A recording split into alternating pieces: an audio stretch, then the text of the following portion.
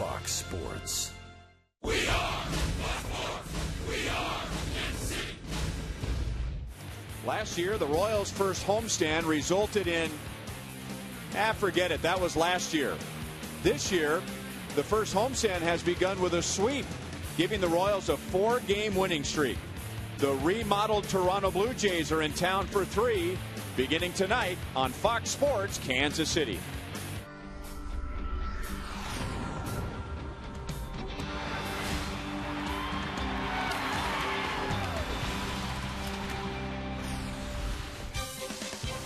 Royals baseball comes to you from chilly Kauffman Stadium. One day after an off day, the Royals begin a 3-game series with the Toronto Blue Jays. Hi, everyone. Welcome back to the ballpark. I'm Ryan Lefevre. The Royals starting rotation is off to a very good start. In the first 9 games, no starter has allowed more than 4 earned runs. And over the 4-game winning streak, a starter has a win in each of those 4 games. Now the Toronto Blue Jays, just like the Royals, were piecing together a new rotation for this year. They traded for R.A. Dickey from the Mets. He won the Cy Young last year. Josh Johnson, Mark Burley coming over from the Marlins. Their combined ERA is almost 10 compared to James Shields, Irvin Santana, and Wade Davis. Their ERA is about 3.5. Let's welcome in Rex Hudler, and the only starter, Hud, who doesn't have a win is Luis Mendoza, but on Saturday, he deserved a win. Yeah, he did, Ryan, but, he's probably the least starter they're worried about. Mendoza's got a great confidence about him. His body language carries that he's a winner. He's a big, strong kid. Now, his premium pitch is a hard, heavy sinker, and that's a bowling ball sinker when it's a cold night.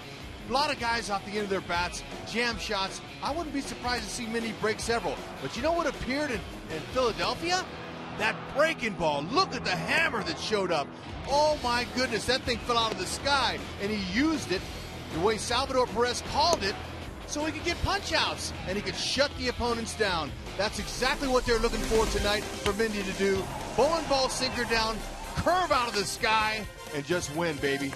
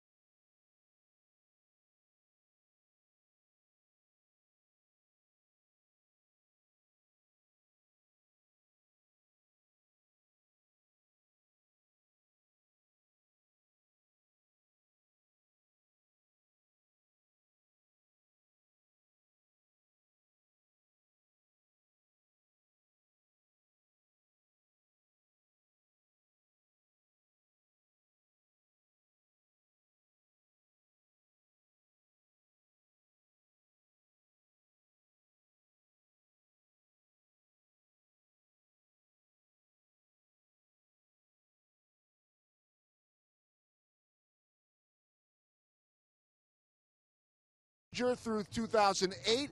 Then he was the Royals bench coach for 3 seasons, Double-A manager in San Antonio last year, back where he's from, and now the new manager once again of the Blue Jays. Joel Goldberg out in right field at Kauffman Stadium as Jay Happ, the starter tonight for John Gibbons, is walking out. And Gibby, one of the most well-liked people in baseball, and he said to me he loved his 3 seasons here, and he's not the least bit surprised at the success the Royals are having because he knows these guys so well.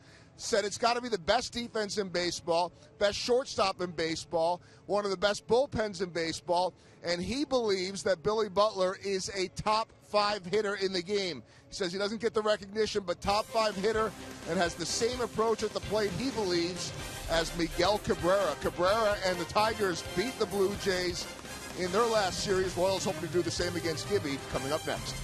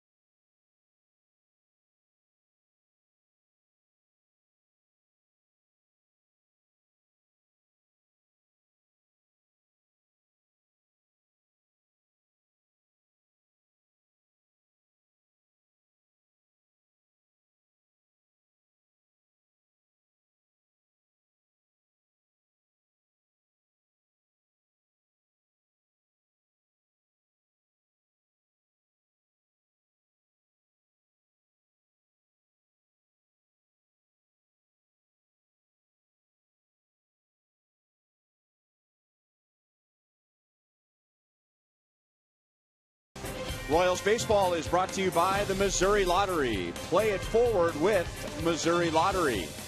And by Chevrolet, your Kansas City Chevy dealers, the official vehicle of the Kansas City Royals.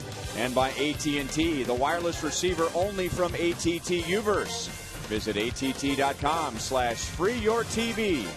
Rethink possible.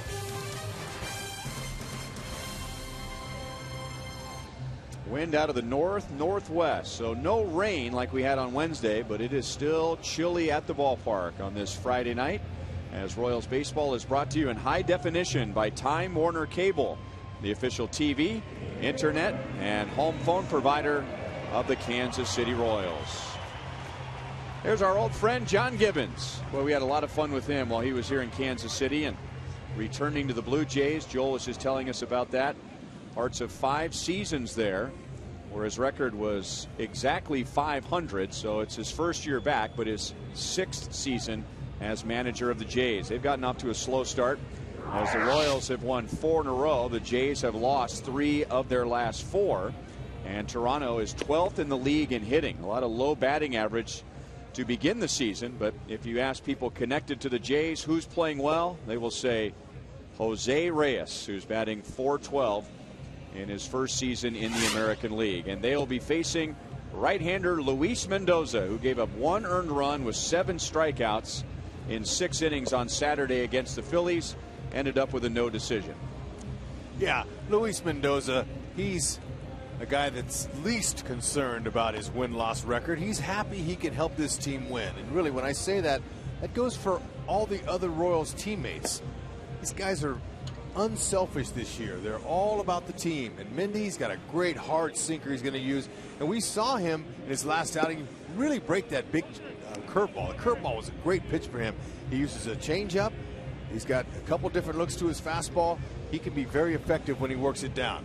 But I got to tell you, this defense here is one of the best in the league. But this will be an interesting call right here as you see Miguel Tejada making his first career start ever at first base. It'll be fun for him. Look, he's energetic. Look at the flexibility of this guy. He's got plenty left at 38 years old.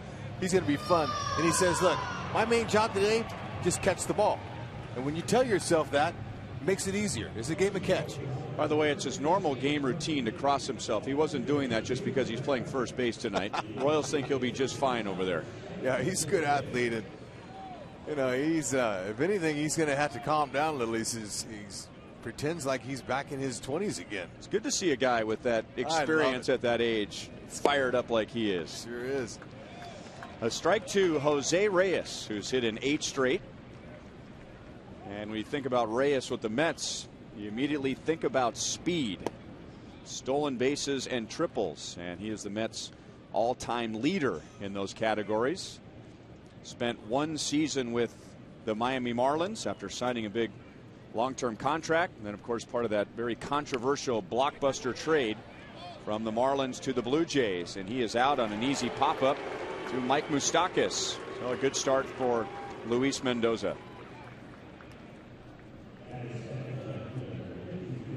Yeah, you know, this is my first time ever seeing Reyes in person play. I'm a little bit excited to see him. You know, I mean, we hope he doesn't hurt the Royals at all during this 3-game series, but I'm an action guy. I like to see guys that can do it all, and that kid certainly does.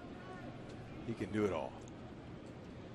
Melky Cabrera, the former Royal, had his best season as a major leaguer here 2 years ago when John Gibbons was the bench coach. And so Cabrera arrived to the Blue Jays with the recommendation of John Gibbons. Of course, he brings some baggage with him because of that suspension last year, 50 games for violating Major League Baseball's performance-enhancing drug policy.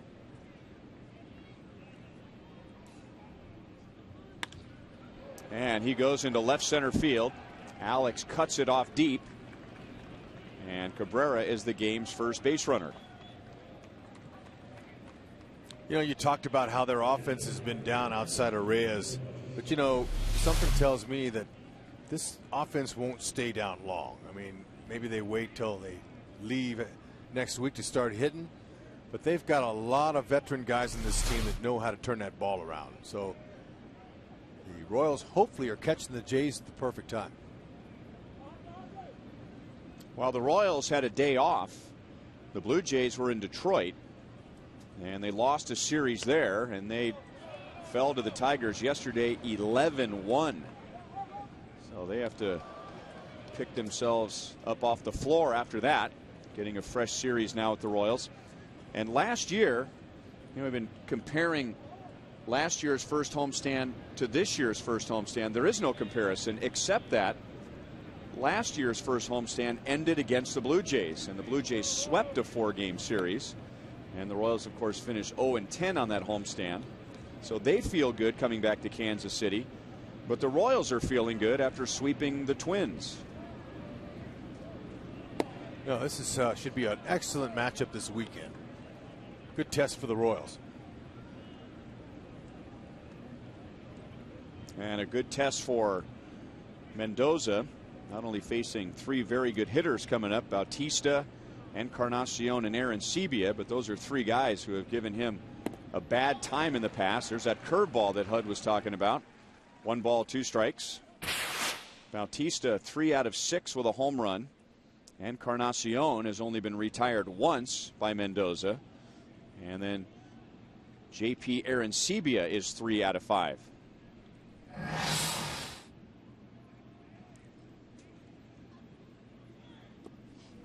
Mendoza faced this Blue Jays team twice last year. In one of those games on July 4th, he struck out 9 and tied a career high in strikeouts for him.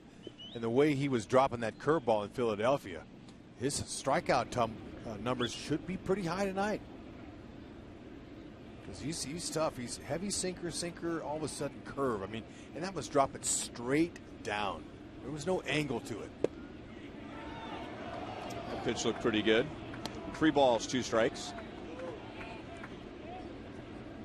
Tim McClelland is the home plate umpire, just in case you're scoring at home. I don't know where that missed.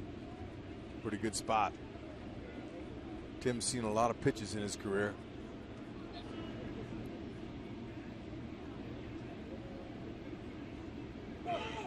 Melky Cabrera runs. Bautista strikes out, and the throw skips past Johnson and goes out into center field. So it's a stolen base for Cabrera, his second. He goes to third on an error from Perez as Mendoza gets his first strikeout of the night, and there are 2 down. Okay, great location on 3-2 pitch. This ball right here landed on the grass, so not much Elliott Johnson could do on that one. I mean, that was as you see, Salvi was falling back, and you see where that ball bounced way in the grass. It's hard for an infielder to tell what kind of hop he's going to get when it hits on the grass. I mean, that's way short of his mark. Huge swing by Encarnacion, who had some huge swings last year. He's had that high potential ceiling label for a long time, and he finally came through with a big year last year. 42 home runs for the Blue Jays and 110 RBIs. And what was impressive beyond that was that a lot of what he did was in the second half with Jose Bautista on the disabled list. So he didn't have the protection of Bautista around him, and he just continued to produce. No, he's a very solid, compact home run guy. He's got a good, quick, powerful swing, and he can hit him to all fields.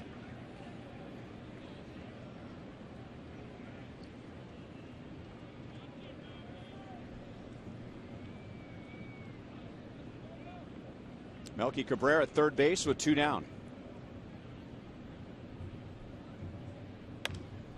And these guys have a lot of power, the Blue Jays do.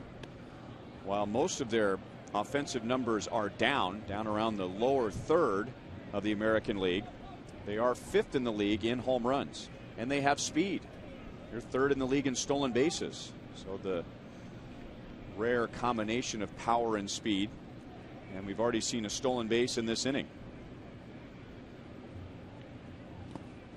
Blocked by Perez. 2-2. As far as rare combinations go, Hud, you're talking about Mendoza and that curveball and his sinker. There aren't many sinker curveball pitchers in the game. I mean, sinker slider is just how you describe most guys who throw a sinker. That's right. You rarely see that combination, and it works well. Full count. And you know, you mix in a little changeup too. That's going to give him a different look, because that ball's going to fade into righties and away from lefties. So Mendoza has what it takes. He's just going to try to find himself early here.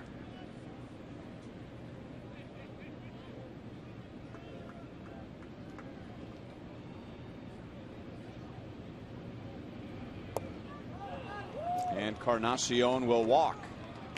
So he comes back after being down in the count. 1 ball, 2 strikes. And the Blue Jays have runners at first and third. We haven't seen many of that. Walks from the Royals pitching staff. That is only 22, which is the fewest in the American League. 22 walks for the Royals. Boy, that's a great sound to that number, because look, we all know you walk guys, man, that just opens up the floodgate with a big hit. Mendoza, he walked 3 in 6 innings against the Philadelphia Phillies in his last outing. Ball 1 to Aaron Sebia. But you know, Mendoza, he's kind of gonna, you know, be careful with these sluggers here in the top of this order. You know, you mentioned that he hit homers. I think he kind of pitched around Encarnacion a little bit there. Just trying to guide his way. He didn't feel like a walk would hurt him unless this guy can do something. He's got good power. He will drive in a run. Encarnacion will go first to third. And for Aaron Sebia, that is his 8th RBI of the year.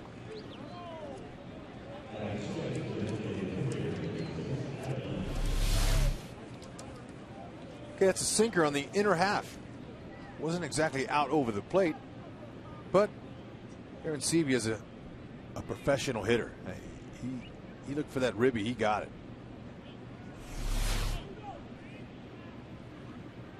You know, the Blue Jays have scored first in just one contest. So look, they're used to scoring in that first inning almost every game. But the Royals, with their comeback ability, aren't sweating it. During the Minnesota series, the Twins scored in the first inning in the first and second games. Royals came back in both of those. Adam Lind, the DH, is just 2 out of 20 to begin the year. And he's down, no balls and 2 strikes. With 2 outs, Encarnacion walked. And with Melky Cabrera at third, JP Arancibia drove in Cabrera.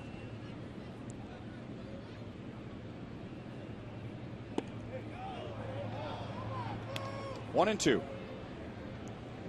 Adam Lind in 2009 was the designated hitter of the year, just as Billy Butler was last year, but he hasn't been the same since. He got a big contract the next season. Hasn't come close to the numbers he had in 09 and spent part of last year in the minor leagues. And he hits a shot by Miguel Tejada and down into the corner. So the Blue Jays will get a second run. Aaron Sebia will be held at third on the double by Adam Lind. He picks up his first RBI of the year, and the Blue Jays lead 2-0. Okay, he scalded that ball right by Miguel Tejada. And this is something that Tejada's going to have to get used to. Now, he's played some third base, but he hasn't played first. That ball gets on you in a heartbeat down there. It kind of twisted him like a pretzel there. Watch Tejada. He's like, whoa, man, hey, look now. He hit no balls like that at me. Did all he could to try to get out of the way of that.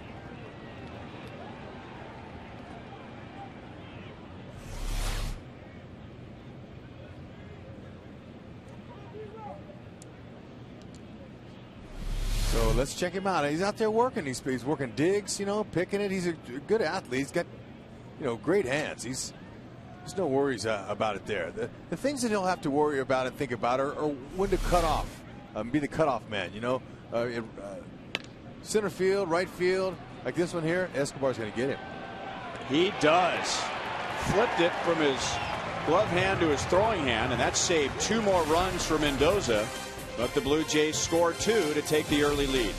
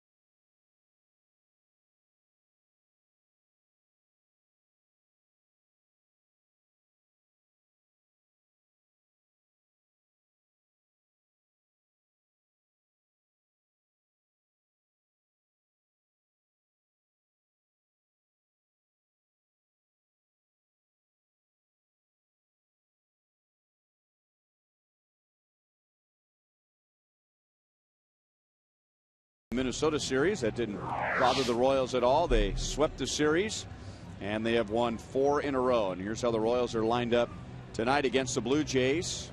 Salvador Perez will bat 4th as Mike Moustakas moves down to number 5. And as we talked about in the top of the first inning, Miguel Tejada is at first. Elliott Johnson is at second, with Hosmer and Getz getting the night off.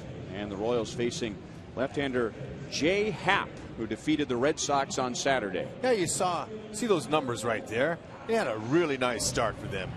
He got 6 strikeouts, and he's typically not a strikeout pitcher, more of a fly ball type pitcher, not a guy who's going to use that ground ball out as much as he would like to. He's got a lively and sneaky fastball, anywhere from 89 to 93. He's going to cut it and sink it, curveball, and he's got a very nice changeup that he's been working in a lot more than he had in the past. That's what worked for him to get those 6 punch outs in that first game. And a strike to Alex, who had 4 hits and 3 runs scored in the Minnesota series, and Alex has hit in 8 in a row. By the way, Jay Happ, his name is James Anthony Happ. He uses the initials JA, but he goes by J. And the fouled away by Alex. The explanation I've heard is that he likes the look of J period A period better than JAY. So he likes how that looks, but he doesn't want to be JA. He wants to be J. You got that? And that's a little bit hard for me to understand that. But you know what? Whatever he wants. J is what it is. And he's right over the top. You see that motion he's got? I mean, it's right over there. There's a little curveball right there. And it's hard because he throws that changeup out of that same arm angle. So it'll be a little bit deceiving. There's a little bit some deception in that delivery. But really, there's not too many lefties that have hurt the Royals at all. I mean, Alex is 8 for 15 against southpaws so far. 533 clip. Okay, now Jay Happ has that patch that they sew over the finger, but he's electing to keep his finger outside of that patch. So that's kind of a strange look. Base hit into left field. So Alex adds to that impressive batting average against left-hand pitching. Yeah, this is really a nice piece of hitting here. That ball's right on the middle of the plate. Gordon waits till the ball gets deep towards Aaron Sevia's glove. They call that letting that ball hit and get deep back in here. And that's what you want to do to use the opposite field. Good swing. And Escobar, he's 5 for 14 against southpaw, so he's raking as well. He had 5 hits and drove in 3 during the Minnesota sweep. And a fastball is in for a strike.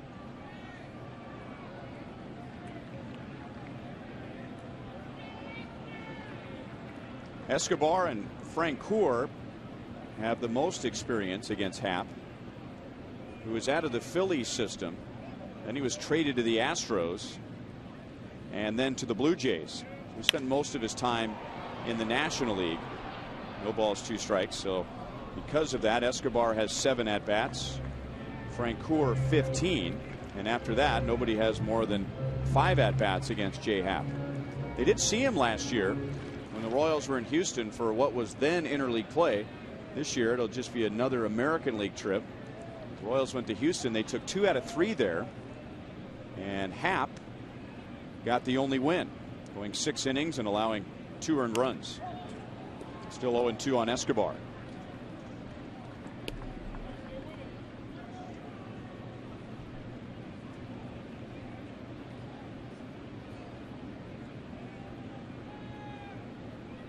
He is 30 years old, 6'6", and he first got to the big leagues in 2007 with the Phillies. Shallow right field, and Bautista jogs up for it and makes the play. So we know Bautista's in right field. Here's the rest of the Blue Jays defensive lineup. Yeah, and you know, the starting pitching hasn't been like they want it to be so far early this year, and the defense really hasn't helped them out much. 9 errors they've made and committed behind starting pitching. And second baseman Bonifacio, he's made 4 of them, so he's had a little bit of a tough transition over there at second base. But John Gibbons says, hey, look, these guys have great hands, and there's no concern about them at all. They're just kind of a little bit of rough start here. We'll gain some confidence as the season goes along. Billy Butler takes inside for ball 1. Couple of intriguing numbers for Billy Butler. That's what he's done this year. During the winning streak, he is hitting well over 400 with 10 RBIs. But last year, and I had to look at this about 3 or 4 times to make sure it was correct. Last year, Billy Butler was 1 for 28 against the Toronto Blue Jays. 1 for 28, including 0 for 17 during that 4-game series here at Kauffman Stadium. So the whole world would like to descend upon the Blue Jays and figure out what they did to Billy Butler last year. Wow. The whole baseball world, that is. I didn't realize that he only had 1 hit against him. Just caught the corner, 2 balls and 1 strike. He's so consistent. He's got such a great eye at the plate as he eyeballed that one. And, you know, his swing is there too. That ball's down.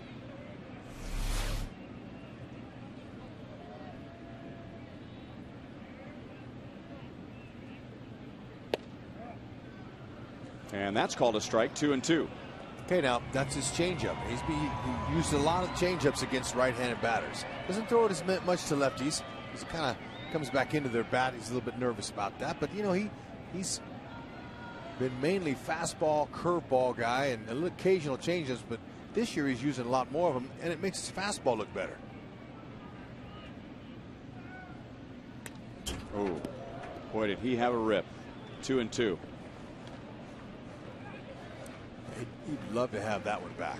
That was right down the middle. That split the dish in 2. And that was a straightaway center field swing.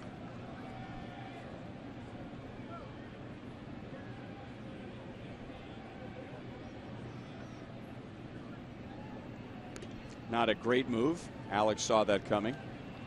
No, and you know, Gordon's in no hurry, especially with Billy Butler up there. But what you want to do is try to get a lead big enough to at least you can see his move, and he did that. Full count.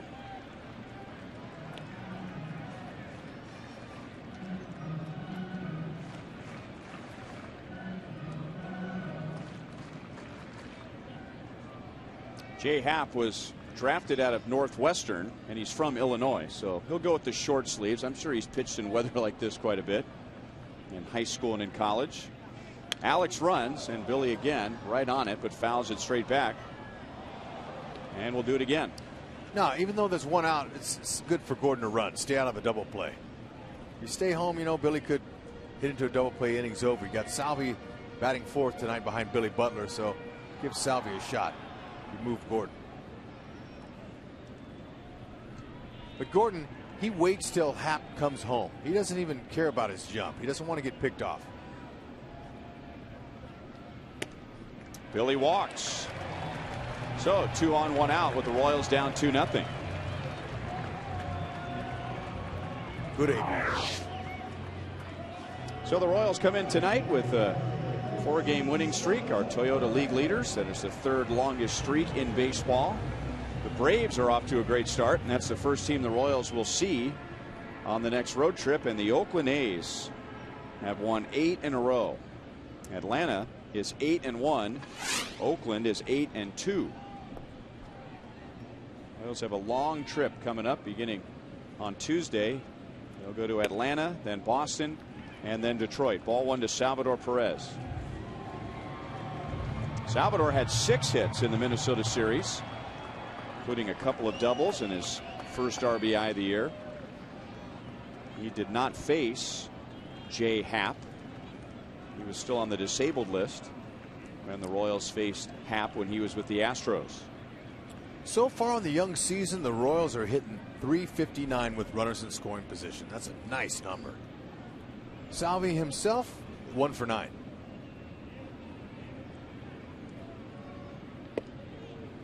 Taking a look at a strike. 1-1.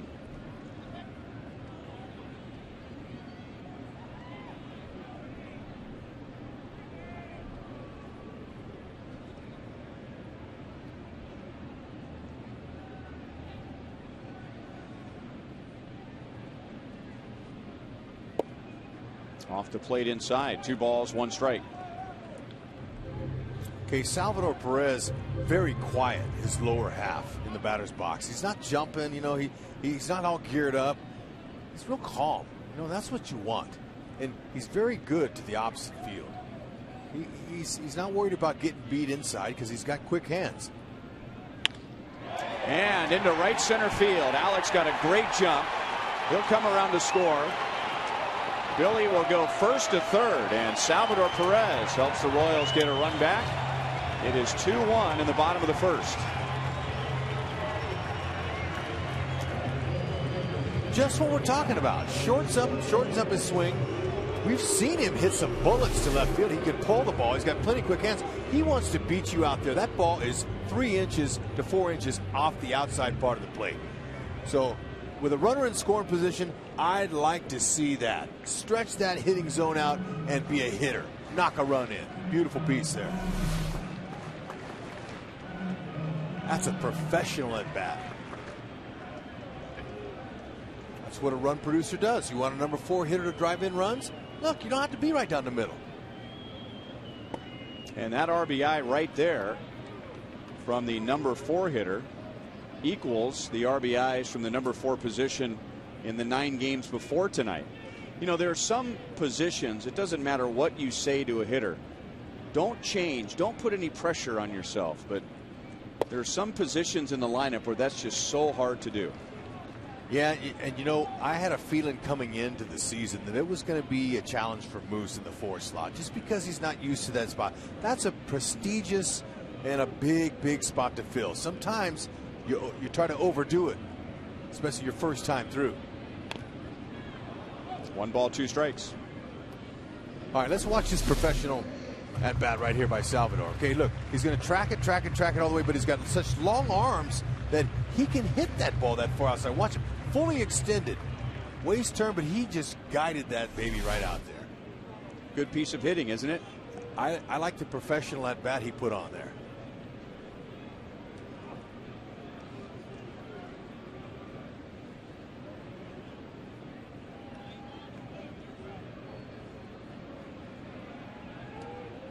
Butler at third, Perez at first.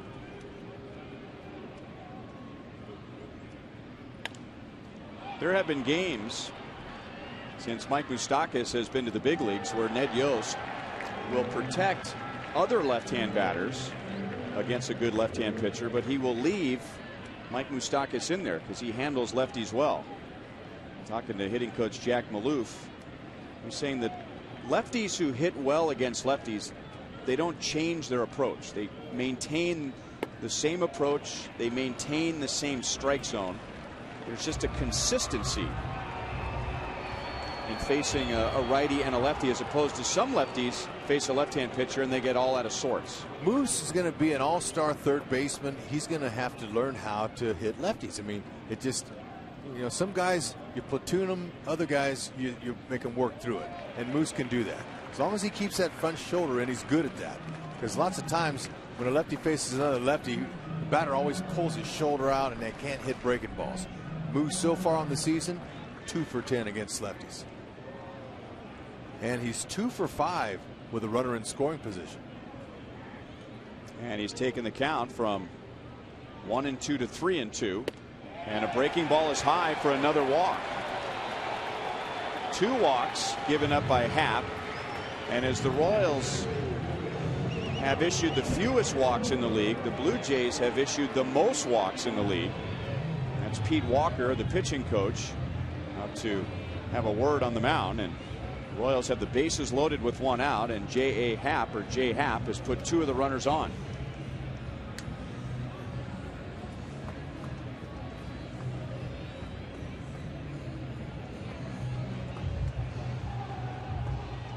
And now Francoeur, who has 15 career at-bats against Happ and 4 hits. A home run, 2 RBIs for Francoeur in the Minnesota series, and he has a 7-game hitting streak. And he's been hitting lefties at a 5 for 12 clip this year, so he's gotten some hits off of lefties. And wouldn't it be nice if he did what he did the other day?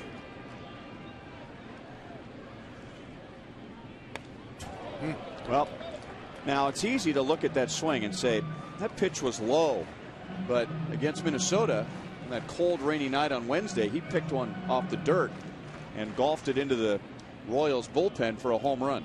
Great, that was Wednesday. I was wondering. I knew it was in this last homestand here, but he'll be happy with a lousy single right here.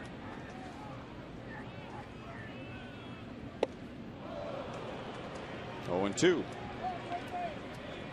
So in case you didn't see it, we'll show it to you. That was a breaking ball down at his ankles. And he put a dent in the wall. So now with 2 strikes, watch Frenchie try to do what Salvi did. Just reach out and touch one somewhere.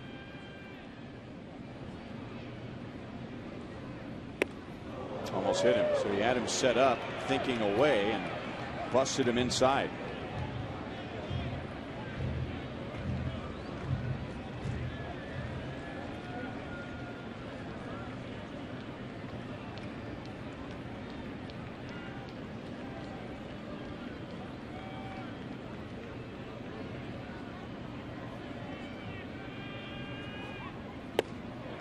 Two and two. They're making him throw some pitches. You see it up there, 33 pitches.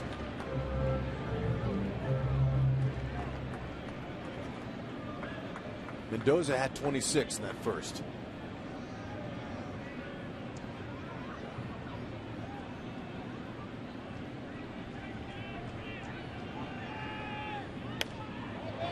Fouled away.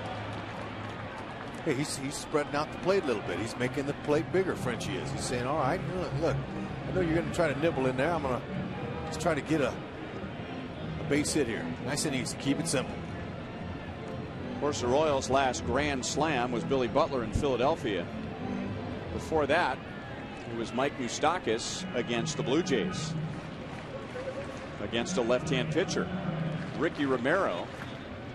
And that's who Jay Happ beat out for a spot in the rotation in spring training. Romero is trying to put his mechanics back together in the minor leagues. Let's see Moose get a big lead up first, in case he's got to break up too. 35 pitches with only 1 out. 3-2 on Francoeur. So Moustakas was down 1-2. He walked. Francoeur was down 0-2, and he's filled out the count. Yeah, Moose wants to get a big lead so he can break up too if he has to. Got him with a fastball in on his hands. Francoeur turns back at Tim McClellan and says, was that a strike? Not sure if it was in the strike zone or not. So Happ goes to the back of the mound, takes his cap off, and catches breath. Yeah, and I got to tell you that's an excellent spot right there. 3-2. Surprised him with that heater that was in off the plate. Probably would have been a ball had he spit on it, but with the bases loaded and you're an RBI producer like Frenchie, you're not taking that. You got to hack. Credit Happ. That's a good spot for the pitcher. And Lorenzo Cain hits a shot into center field. Butler scores. Perez is waved home, and the throw to the plate on 7 bounces is not in time. Moose had to jump out of the way. That ball went between Moose's legs that Cody Rasmus threw. So I think that was kind of a shocker. But great piece of hit. Lorenzo Cain was ready. First pitch, he says, I know it. Bases are loaded. I'm going to look for it short and quick, right back where it came from. And Salvador Perez, I didn't know if Eddie Rodriguez was going to send him home on that, but look at Moose. Moose had to jump out of the way of that ball that came in there. Nice little tumbling slide. But here comes Rasmus. He wasn't sure he was going to go. Moose says, whoop. Yeah, I'm glad you said that, because that was my first thought. He almost looked like he was caught by surprise, Rasmus in center field. He had to double clutch or go into a double crow hop. Yeah, because the ball was hit hard, and Salvi's a catcher, so you're not expecting the guy to go on that. And Rasmus has a really good throwing arm too, so I think that they caught him off guard. He was a little bit surprised that he went. Moose was too, that the ball was coming right at him. So a good call by third base coach Eddie Rodriguez. The Royals back with 3 in the bottom of the first. A strike to Tejada, 1 ball, 1 strike, and this will be the 40th pitch from Happ in this bottom of the first inning. Make Lorenzo Cain 5 for 8 with a runner in scoring position now. He's been one of the best hitters in the clutch for the Royals.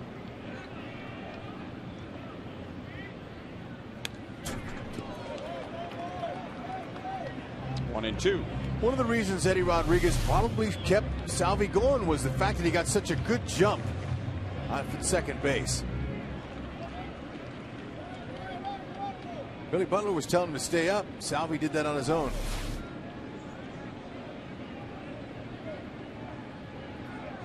The runner who crossed the plate or the on-deck circle hitter is in charge of helping that runner come in and let him know whether to slide or stay up.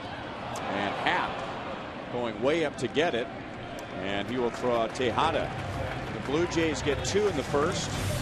The Royals get 3 in the first. Here we go. They come to play.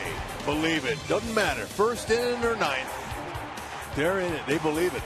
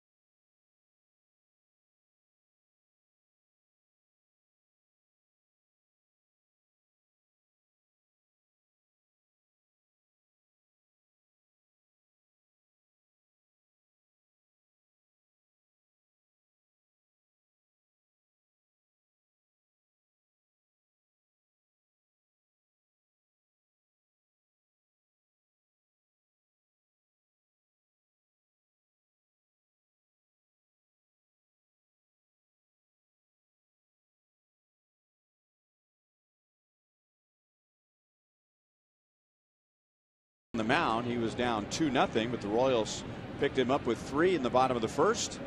And now Colby Rasmus just out in front. He hits a rocket foul into the right field corner. Rasmus is hitting just .233. At the same time, he has a 6-game hitting streak.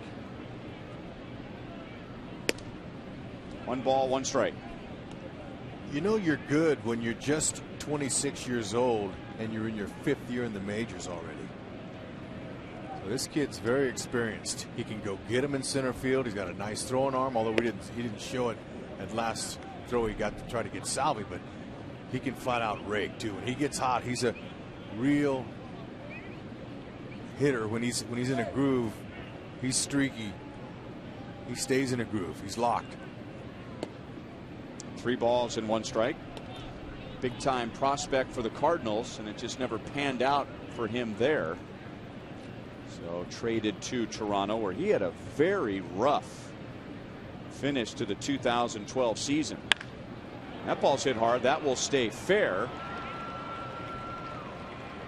And Rasmus has now hit in 7 straight games, and back come the Blue Jays with a leadoff double. He's locked in. Rather see that than a walk. Make him earn his way. So 3-1. That's exactly what Minnie does. Throws him a sinker down over the middle of the plate and challenge him. And when you're hot, like I said, this guy, he gets in a groove. He's a very streaky hitter. That was evident by that first pitch he saw. He fouled it off way deep. I mean, he's got quick hands. It'd be hard to beat him inside. And he crowds the dish. He's right up on that plate.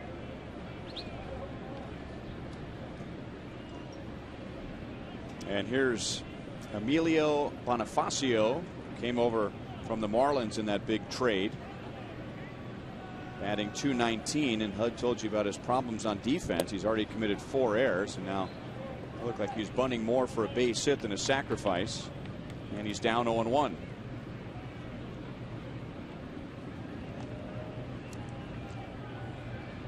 And we've seen the impact, talking about the walks, we've seen the impact of the walks already in this game. What really got the Blue Jays going in the first was the walk to Encarnacion when he was down 1-2. Bonifacio bunts it foul again. And as the Royals scored 3 in the bottom of the first, there was the walk to Butler. And then Moustakas was down 1 ball, 2 strikes. He walked. And in the end, the Royals came up with 3. Well, now he wants to show John Gibbons, look, I'm sorry, Skip, I couldn't get him over with the bunts. Now I'm going to try to pull one to the right side, at least to save face and keep some favor. Because he had some, you're bunting off a sinker baller, that's half the battle. Ball's already going down. That's much better than a bunt. Deep right field, Francoeur slams into the screen. Rasmus gets to third, and Francoeur, his throw is late, and now Perez throws it away at third. Bonifacio comes to the plate, and the ball just getting thrown all over the place. And the Blue Jays come up with 2 runs. Parents, do not record that play and show it to your kids. Just let's move on. It was a challenge. Okay. That's what he's looking for. A pitch on the inner half, he can get him over. Frenchie, they didn't expect him to drive the ball that far. Frenchie just missed it over his glove. Okay. The wall gave a little bit, which was nice. And Frenchie, had he taken an extra crow hop and threw that ball down a little bit, he would have thrown him out. It just ran out of gas. And then Salvi's barehand attempt was probably a little bit too much. Probably should just put that ball in his pocket. Yeah, I was just going to say, as Moustakas throws out Reyes, I was just going to say during that play, Hud, that Rasmus didn't get a good read at all. I think if Francoeur, as you say, keeps that ball down or hits a cutoff man, Luis Rivera, the third base coach, he might have had to hold Rasmus, or Rasmus would have been out at home plate. Rasmus is doing his job there. Look, you got to make sure. I mean, Frenchie looked like he was going to make that catch, so now look at how smooth he is. He's got good strides. He was coming hard all the way. You could read the throw was off. But that's a good read for him, running the bases there. You got it. So? Did he need to be that close to second base? No, he probably didn't have to go back and touch, but he was aware, and if Frenchie makes a play there and catches that ball, really all you can do is just go back, touch, and go to third on that. But you know, that was okay. He was aware of Frenchie's ability. Frenchie's got a Gold Glove in his career, but he had the speed, and believe me, he was just coming. I don't even think he saw Rivera, the third base coach. He just kept coming. The scoring, by the way, on that wild play, it's a double for Bonifacio with an RBI, scoring Rasmus. Bonifacio going to third on the throw home and scoring on an error by Salvador Perez. Sal has 2 errors already tonight. Over the mound, over the bag, and Escobar on the right side of second base throws in the dirt, and there's the hard work paying off for Miguel Tejada as he picks it and saves an error. Yeah, if there's any question for anybody about Tejada never playing first base before, can he do it? Watch this. Well, it wasn't exactly a short hop, but still, he had a nice little stretch. Escobar with an excellent throw.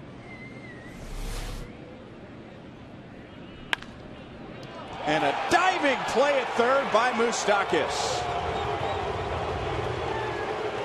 So in an inning where there was some bad defense and the Royals throwing the ball all over the ballpark, the inning ends with two very good defensive plays by Escobar, Tejada, and Moustakas.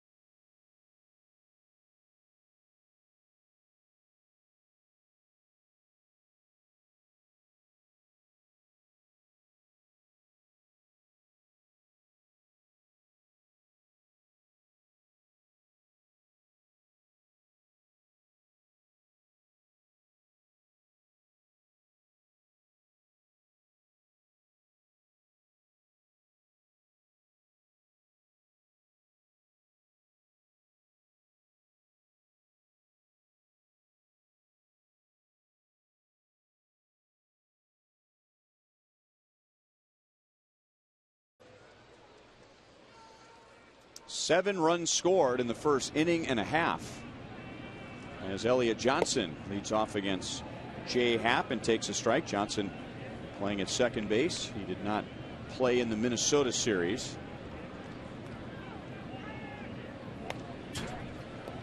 0-2. You know, I like how Ned's managing this Royals team early this season. He's letting his bench guys play. You know, he's given a few guys a rest here and there, even with their off days. They had one yesterday.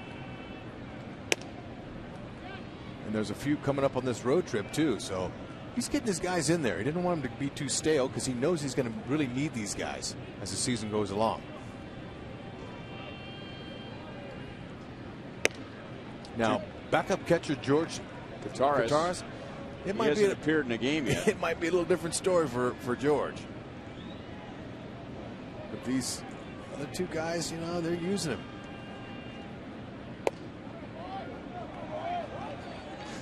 You never know when Tim McClellan is behind the plate.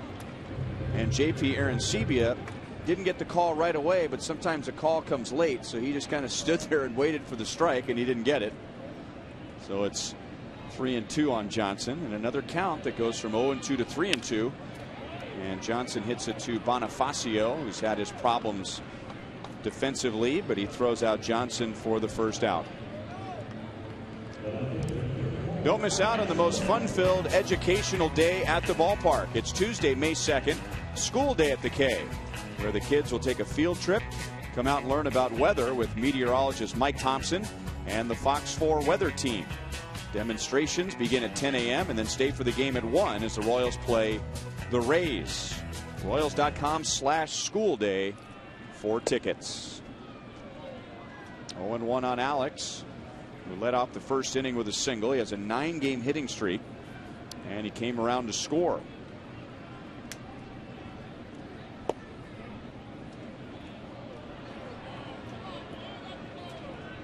Is that a strike or a ball? Is that a strike? No, he called it a strike 3 seconds after.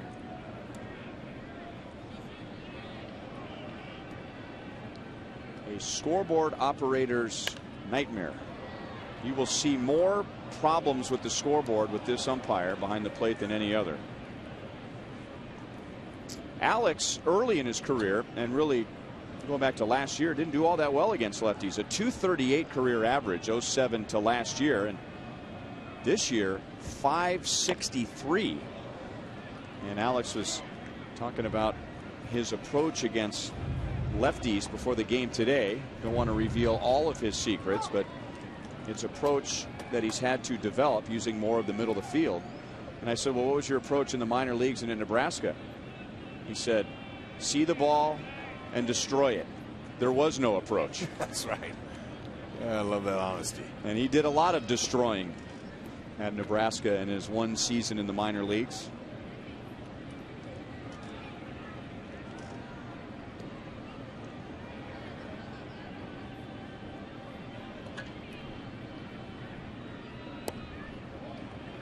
Two and two.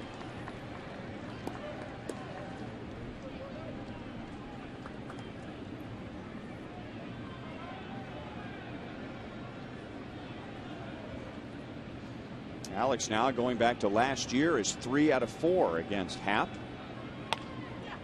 Back to the pitcher on one hop. 2 down in the bottom of the second.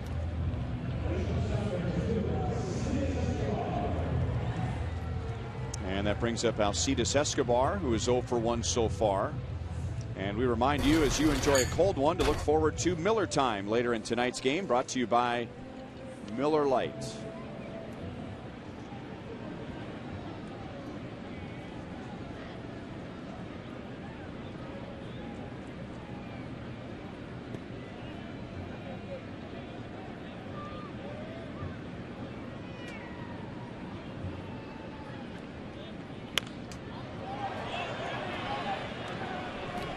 Encarnacion over from first. Aaron Sebia near the Royals on deck area, and he makes the play in foul territory. So Happ, after throwing 41 pitches in the first, has a 1-2-3 second.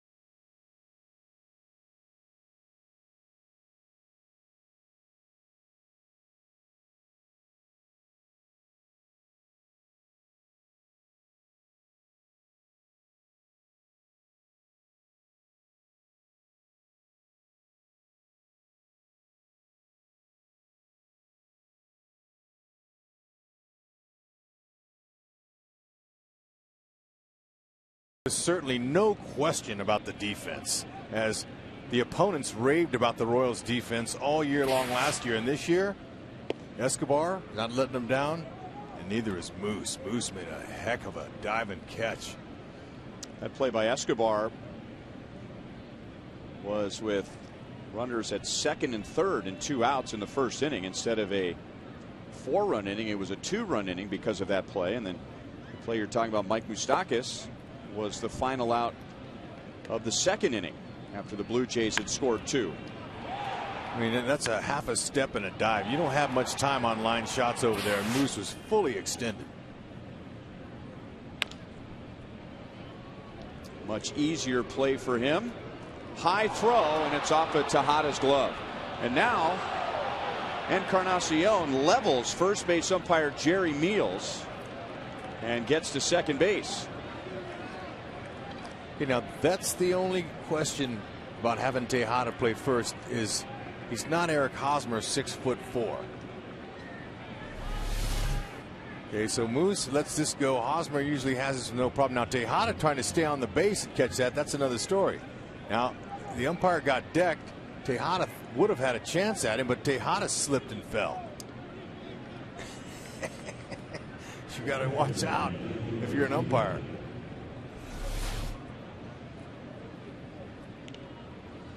So the defense will save some runs, and this game tonight looks like they're giving them a few. 3 errors committed by the Royals. That was their total in the first 9 games, and now they have an error in each of the first 3 innings.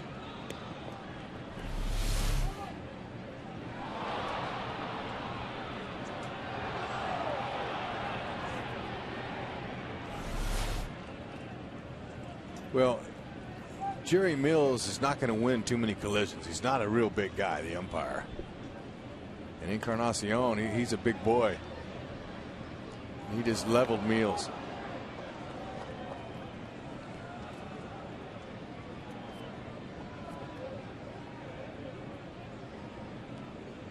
Aaron Sebia single to left center with 2 outs in the first inning. That drove in Melky Cabrera. Aaron Sebia's 8th RBI of the year.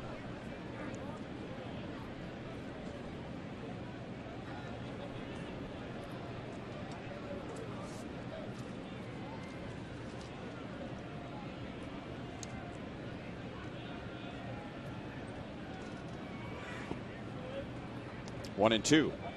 Aaron Sebia, last year when the Blue Jays were here, he was really having a bad time, and they were batting him 9th. The previous season, he had hit 23 home runs. They dropped him down to the bottom of the order, and he had a good year against the Royals. He had 360 against KC. Finished the year with 18 home runs, but his batting average right around 230. Pickoff play, second base. And Encarnacion just got back.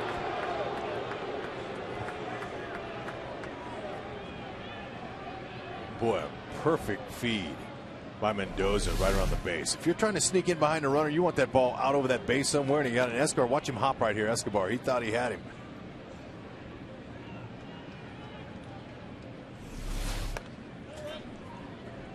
Still 1 and 2. Aaron Sebia, you know, he's a powerful hitting catcher. He's already 4th on the all-time club list for home runs by a catcher with 45. 6 home runs shy of Pat Borders, who ranks 3rd for the Blue Jays. So he's got a pretty good chance if he stays here for a few years to have the top-notch record. Mendoza thought about going to 3rd, and Aaron Sebia down in the count at the minimum gets Encarnacion over to 3rd base, and there's 1 out. And that's a good decision by Mindy, even though if it was late in the game and that was a big runner there, he might have wanted to take a chance at him. But this early in the ball game, don't take a chance of throwing one away again and scoring and have them have another run. So see, he would have gotten him, but he made the right decision. Let's take the out right now. A hard time in this inning here. Let's get the outs.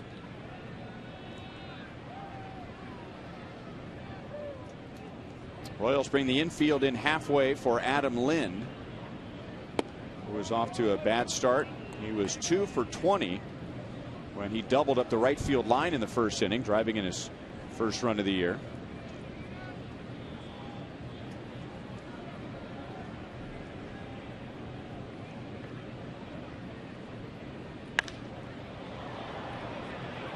And that should be deep enough for Encarnacion. Francoeur will try and get behind it. Heaves it all the way to the plate. It was an impressive throw, but he was just too deep. And Lind has driven in 2.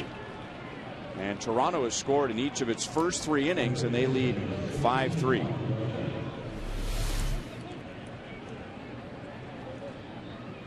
Okay, game's been a little bit sloppy on defense for the Royals, so it's up to Mendoza to keep that focus, keep his focus, keep his team in the game, keep throwing strikes, don't be giving away any walks.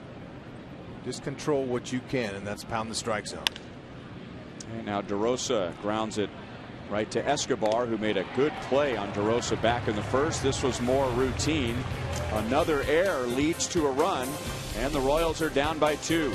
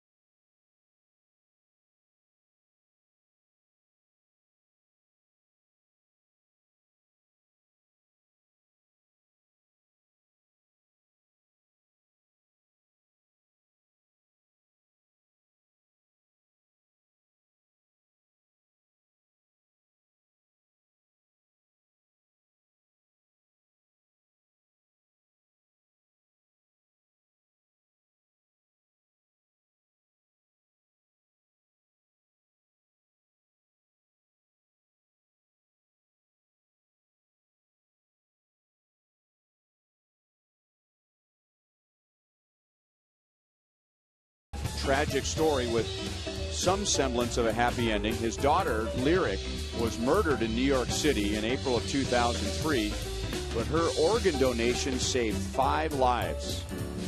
And to honor his daughter, Terry created Lyric for Life, a foundation to help organ donors, recipients, and their families. And he's sitting in the Buck O'Neil legacy seat at tonight's game with the Royals down 5-3.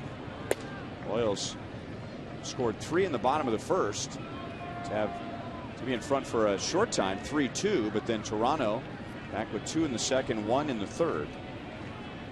Billy walked and scored in that 3-run first.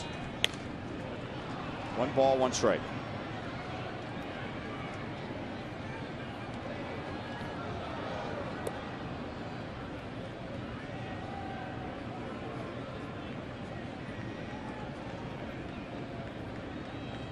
Jay Happ threw 41 pitches in that first inning. As Billy pulls it on the ground to third, and DeRosa is on target. 1 away. And then Happ came back with a 1-2-3 second inning.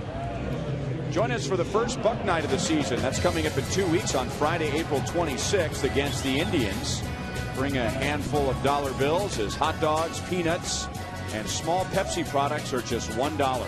Go to Royals.com or call 1-800-6-ROYALS for tickets. Royals and the Indians at Kauffman Stadium. Strike to Salvador Perez. He drove in the first of the 3 runs in the first and then came around to score. Perez drove in 1. Kane drove in the other 2. No balls, 2 strikes.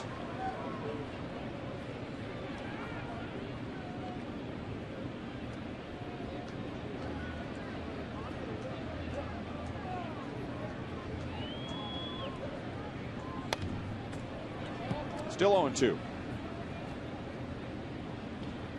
92 miles an hour on that pitch from Jay Happ. Blue Jays lefty has hit 93. The Royals righty has hit 93. You can get downloads up to 50 megabits per second with Time Warner Cable Ultimate Internet. And he thought he would back that up with a changeup. Salvi fought it off. But you know, Happ is what you call sneaky fast. Got a nice fluid delivery, comes right over the top, and the ball's on you in a heartbeat. That's why scouts say, well, he's a little sneaky.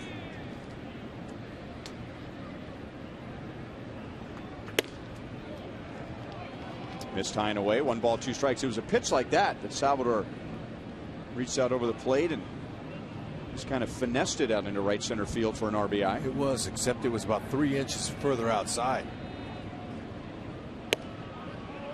2-2. If there was runners on, then I like how he expanded the plate, made it bigger, and went to go to Hackett. But right now, he's going to try to wait for something that he can handle.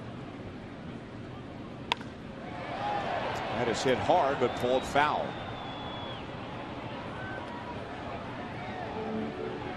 I haven't seen a put-away pitch yet from him. He has 1 strikeout, but there have been a lot of 0-2s to 3-2, 1-2 to 3-2, and here Perez has gone from 0-2 to 2-2. And he chased a fastball up and away and strikes out, and both strikeouts have been on fastballs up. And that's one pitch that he will use to try to get that swing and miss on. And he got it there. It's a 4-seamer that's up out of the zone. If you ask Aaron Sebia, his catcher, what his put-away pitch is, he'd probably tell you it's his changeup against righties.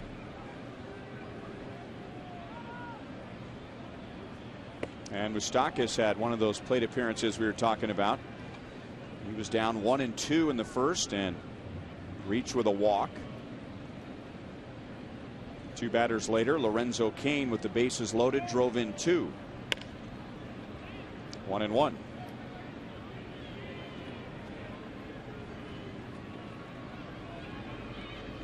So Happ has the lead, 5-3 in the bottom of the third. But he has thrown almost 70 pitches already.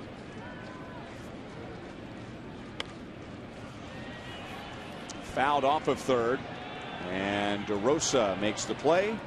And now Happ, after giving up 3 in the first inning, has retired 7 straight Royals.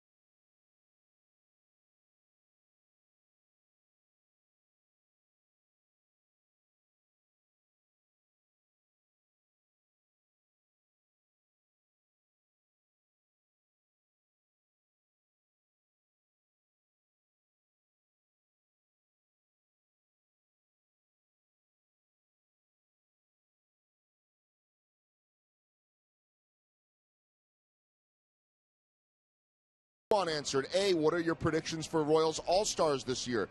B, will Christian Colon or Yordano Ventura get called up this year? C, what is the longest winning streak in Royals history? And D, if a starter gets hurt, does Chen or Hochevar return to the rotation? Text 432-432 and enter your choice of question, A, B, C, or D. Ryan and Rexel. Answer it later, guys. All right, thanks, Joel. Colby Rasmus had a good swing on it, but didn't hit it on the fat part of the bat. Frank Coor makes the play in right field. Rasmus also led off the second, nearly hit a home run to right, but pulled it foul, and then he doubled to right and came around to score. So send your questions at FS Kansas City on Twitter, or you can go to the Fox Sports Kansas City Facebook page and get a chance to win 2 Royals premium home tickets just by sending in your question. Love that. And also, thank you to Sprint. Love you guys too. But it's fun to answer the questions. Now, Ned probably would have a little bit better answer than we would on some questions. Nice backhand Johnson, and he throws a strike over to Tejada.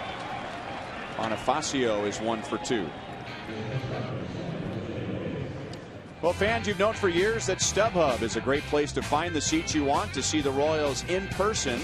Now they've added StubHub fan rewards. You can earn a little extra with your tickets, like seat upgrades. So head to StubHub and get your Royals tickets today. Hud? StubHub.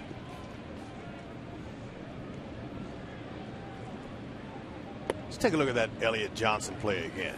You get on top of this ball when you're off balance and you throw a dart like he does. He's got a great throwing arm. Watch how he gets on top. See, he comes right on top. He didn't throw it sidearm. Sidearm, ball's going to sail.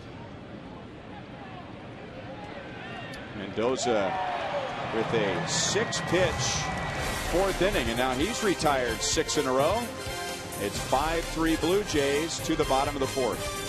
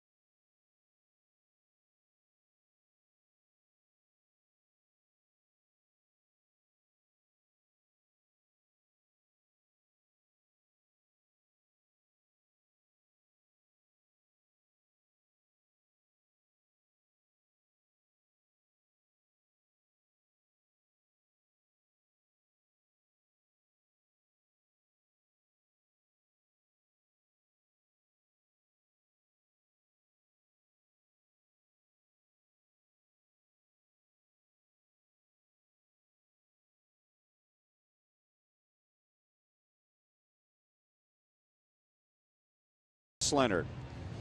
And on this date back in 1986, as we celebrate some of the great moments in Royals and Kauffman Stadium history, Dennis Leonard, who had a serious knee injury, he had not pitched since 1983, and in a game that was nationally televised here at Kauffman Stadium, Dennis Leonard was coming back in 1986 from all that time away.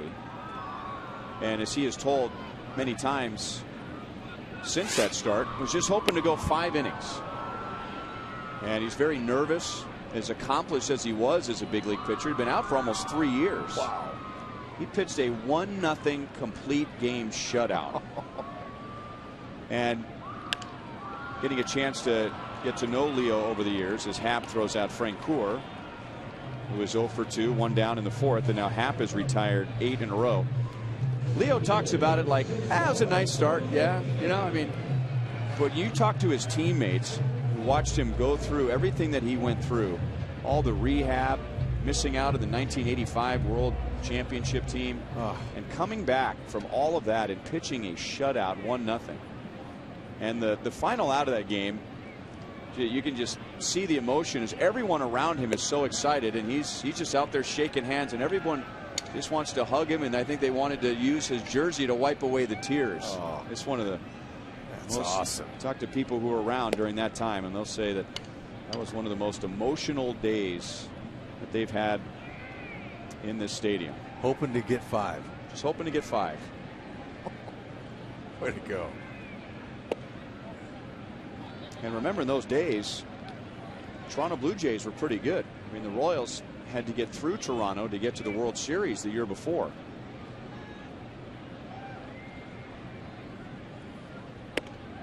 3-1 on Lorenzo Cain, who drove in 2 in the first inning. He's having a good homestand. 6 hits. And a couple of big doubles against Minnesota. Glad that crash into the wall Wednesday night didn't set him back any.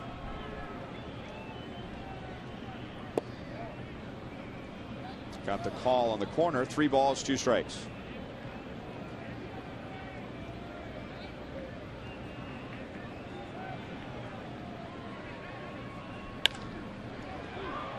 Encarnacion smothers it with his glove and gets it to Happ in front of Cain.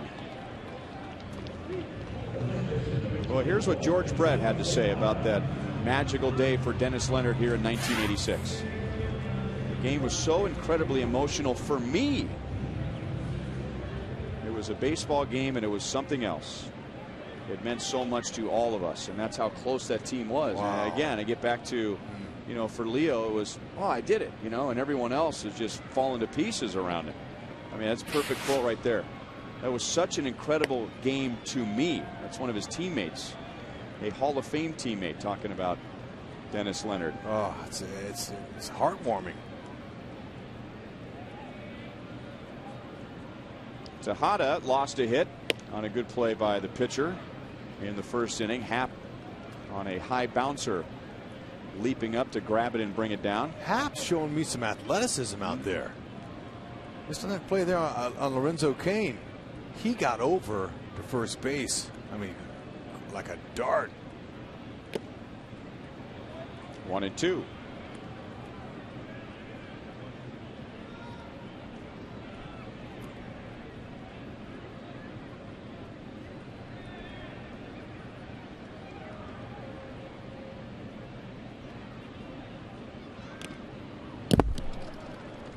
Still 1 ball, 2 strikes.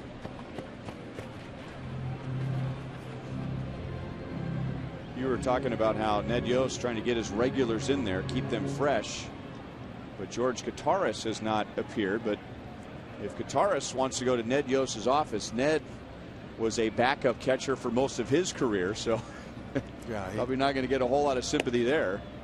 And that's just, for now, that's just life playing behind Salvador Perez. and I'm sure Ned, whenever George's start will come, he'll let him know in plenty of advance.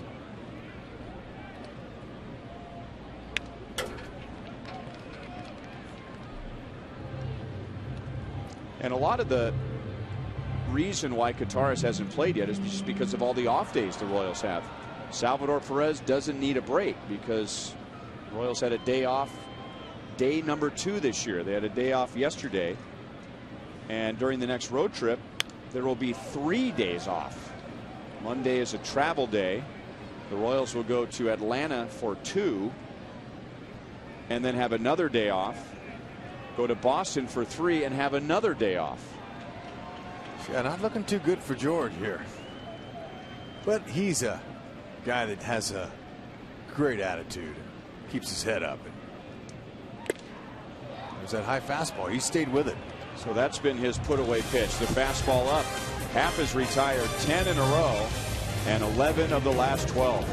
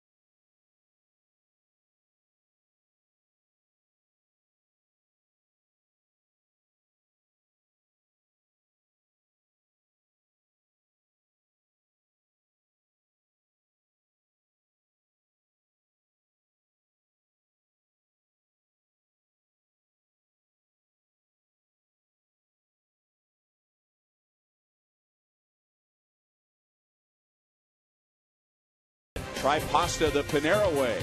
Live consciously, eat deliciously. And by Steel, available exclusively at a servicing Steel dealer. Visit steeldealers.com. And by Ford. See the new F-150 at your Midwest Ford dealer today.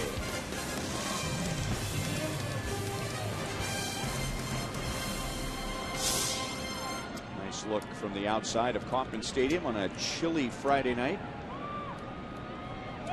But not as bad as it was on Wednesday. There is no rain. The wind isn't quite as strong. And we're supposed to get into the low 60s tomorrow for the Saturday night game, and into the mid 70s by Sunday.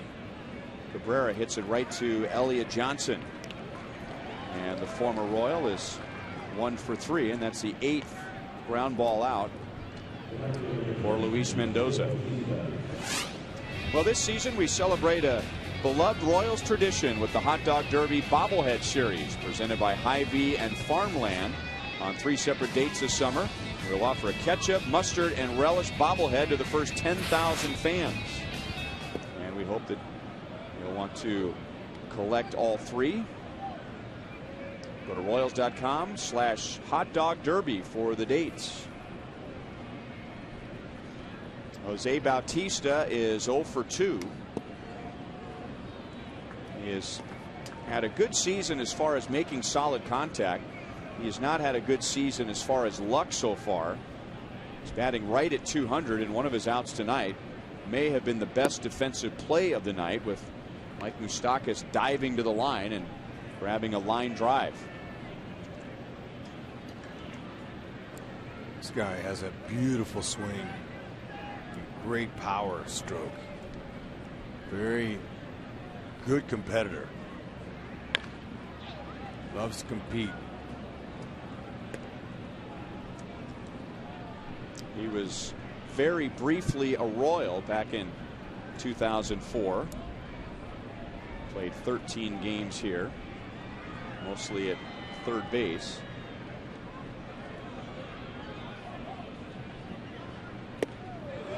And he will strike out. You don't see Bautista take swings like that very often. And for Mendoza, that is strikeout number 2. Oh, he tied him up. Looked like that was a changeup that was not thrown exactly where Mendy wanted it, but it had that movement into him. Locked Bautista up. So Mendoza has retired 8 in a row, and now 11 of 12. So with all that scoring in the first few innings, now both pitchers have settled in. On the other side, Jay Happ has retired 10 in a row and 11 out of 12. Encarnacion fouls it off of first and out of play. He has scored twice, reaching with a walk and reaching on an error. Very uncharacteristic of the Royals tonight. They committed errors in each of the first 3 innings, but only one of those runs was unearned. 2-1.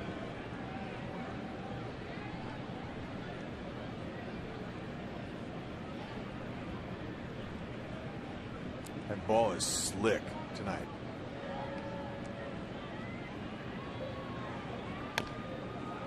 So what do you think? That condition, the slick baseball, the dry hands because of the cold, does it affect a power guy or more of somebody who has to manipulate the baseball? I'm going to say a little of both, because power guys, they need to get a grip too, but still, maybe Mendoza, he's licking his fingers and blowing into him so much.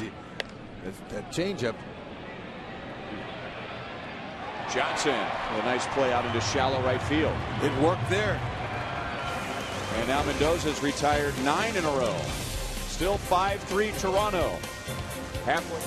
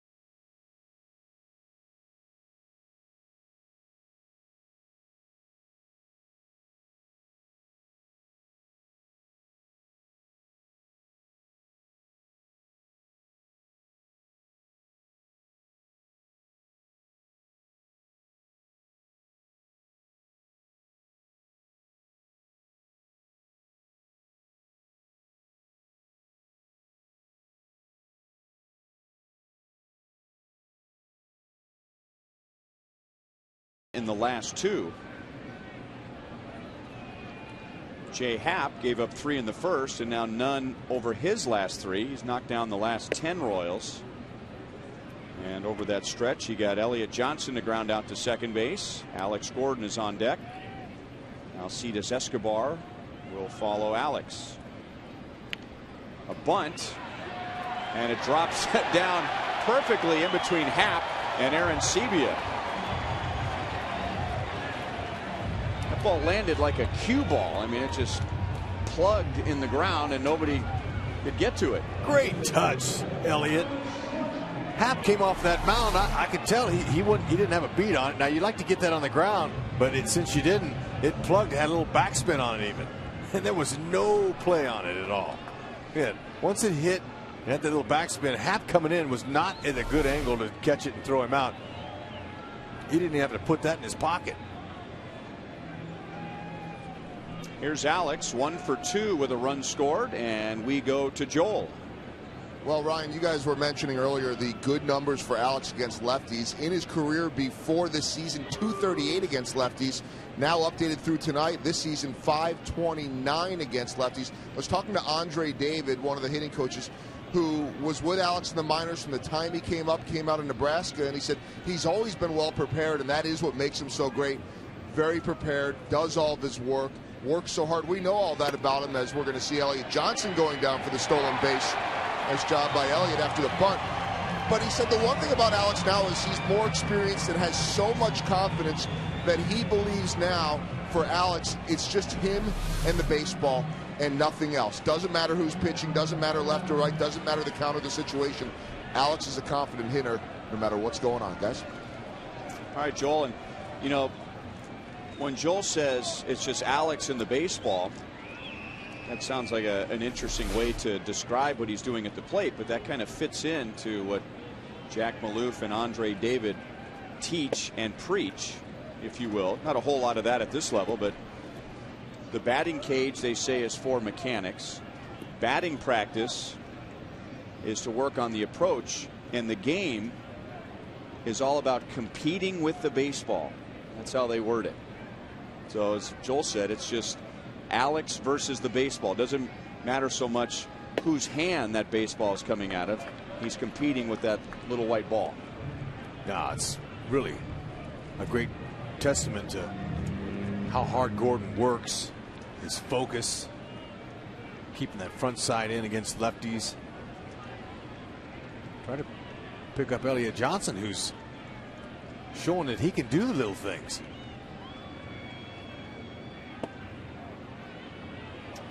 Two balls, 2 strikes. Johnson dropped that bunt and didn't waste any time and ripped off second base. It's good to have an action player like him. Play anywhere in the infield for you. Show you he can do some things that help the team win. And he got it with a fastball. All 4 strikeouts have been on fastballs, and they have been either in the upper part of the strike zone or up and slightly out of the strike zone. So that's been his put away pitch then, as we were trying to find one against lefties and righties. High fastball. It's a very effective pitch when it's not belt high but about letter high. Escobar is fly to right, fouled out to the catcher, and a very good play by Aaron Sebia over near the Royals dugout in the second inning.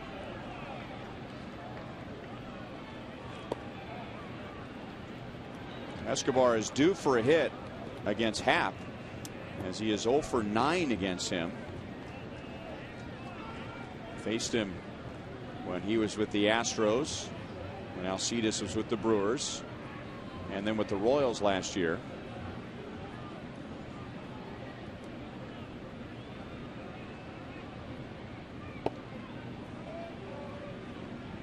One and one.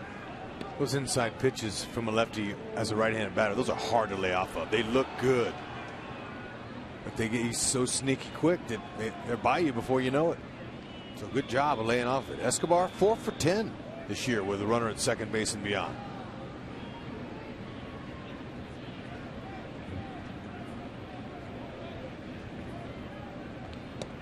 Bonifacio, the second baseman for the Blue Jays, he's over there, but he's leaving a lot of room over here where Eske likes to hit. And look at how shallow the outfield is. And they're not respecting any bit of the pop that Eske has.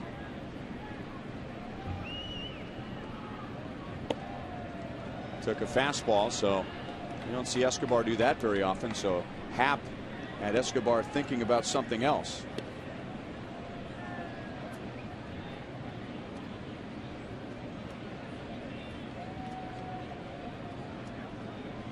Escobar has 3 doubles and a home run among his 11 hits to begin the year. And we figured the pitches eventually were going to catch up with Happ, no matter how he was pitching tonight. And he's approaching 100, and Sergio Santos is just starting to play catch out in the right field bullpen.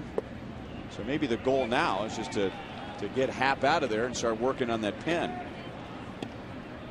41 of his pitches came in the first inning. He's been pretty efficient since then, but that's where that long inning catches up with you later in the game.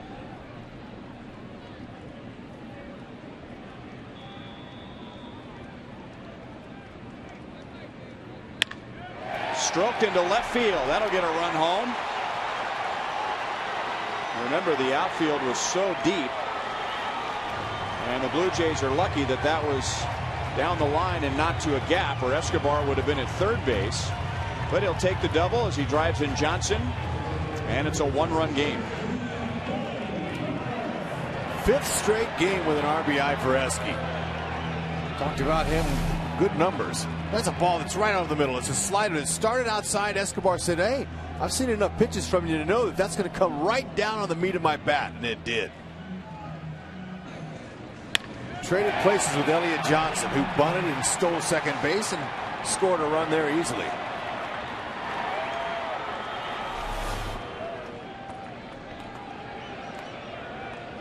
And now Billy Butler, who leads the Royals with 11 RBIs, with a chance to tie the game, or perhaps do more than that. That is below the knees for ball 1. So pitch count might be something that Happ needs to work on. Even in his great start on Saturday against the Red Sox, he gave up 1 hit to Boston in 5 1/3 innings, no runs. Well, why does he come out after 5 1/3? 99 pitches. High pitch count.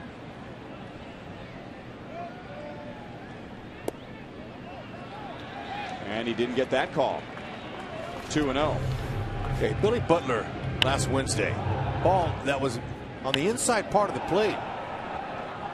And a vicious stroke. Cleared the 410 wall, no problem. 4-on bashes galore. He has driven in 10 during the Royals' 4-game winning streak. And now I think that's a red flag as much as anything else for the dugout. That changeup that is more than above the belt, that's coming across the letters. And Happ is lucky that he missed so badly that Billy didn't chase it. Those are the 2 pitches that really Happ is looking for you to chase on, that high fastball and those cutters that are down and in on righties.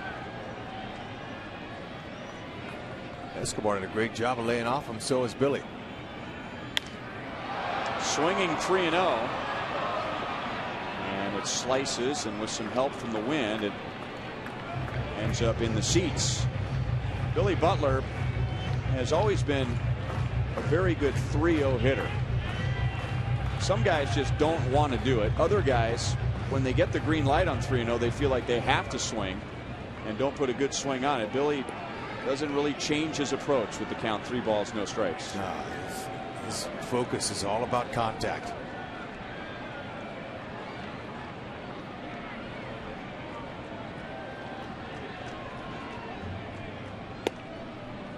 And he will walk for the second time, and now keep an eye on the Blue Jays dugout. John Gibbons is standing on the top step and hanging over the railing.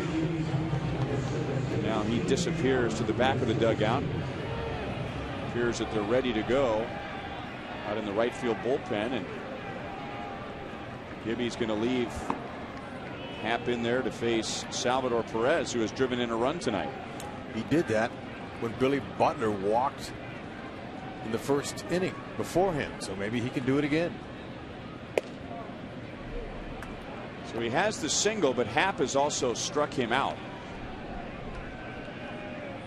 And I'm sure Gibby, who's a former player and really a player's manager, wants to give his pitcher the chance to qualify for the win. Happ has to get a couple of outs to even qualify. 1 ball, 1 strike. Okay, change up and a fastball in.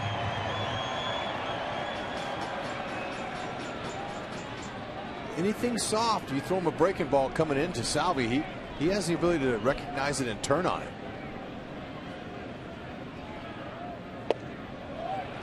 2-1. So he's thrown a lot of pitches in the game.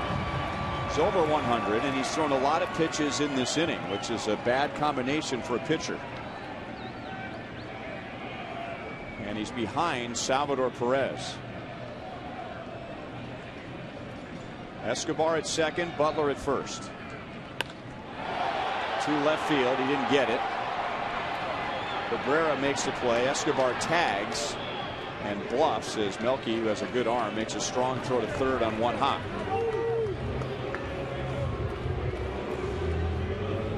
That ball got in on Salvi's hands just a little bit. He couldn't quite barrel it.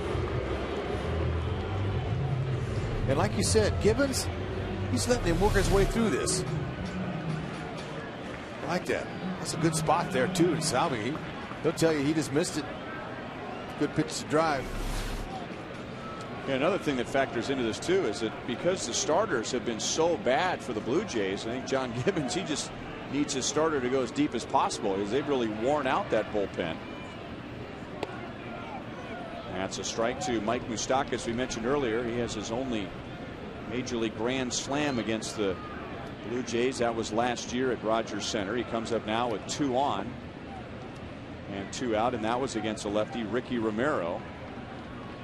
Tonight Moustakas has walked and he is fouled out to third. July 2nd of 2012. It was a series close to the All-Star break for the Royals.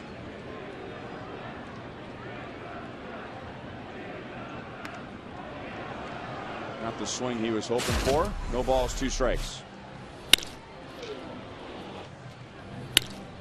Boy, it sounds good when that roof is closed, isn't it? Oh, that's a crack of the bat there for sure. Rogers Center in Toronto. It's a long way in center field there. Remember the Kingdome in Seattle? Boy, you made solid contact in there, and it sounded like a cannon blast. And now Happ coming up on 110 pitches. And Moustakas gets jammed. And again, DeRosa makes the play in foul territory. So the Royals get 1 run to make it a 1-run game. 5-4 Blue Jays.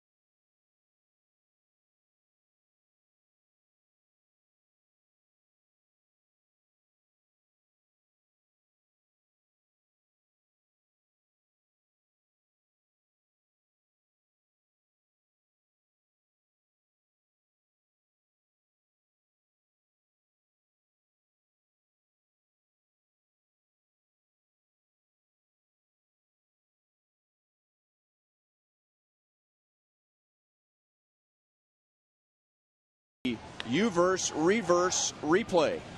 See Luis Mendoza difficulty getting things going. They're in the early goings, 3 errors in the first inning by the Royals, but now they start to play some good baseball, and Luis Mendoza is doing what he does best, and that's getting some real nice ground ball outs. A man who needs no introduction, just jump right in there. He knows who he is. Well, hopefully we're going to see some more consecutive outs there. This will be number 10 in a row, I guess, for Luis Mendoza. That's a good sign.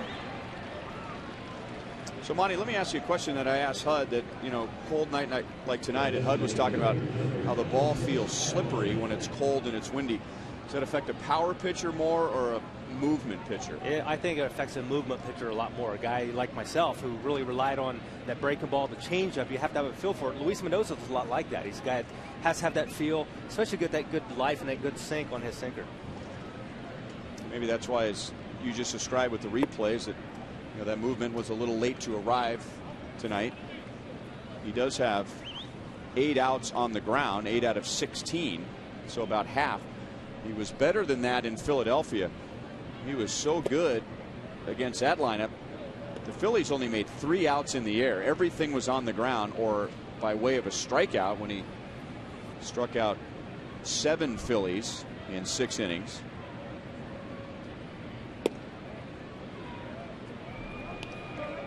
Two and one on Adam Lind, who has driven in 2, his first 2 of the year.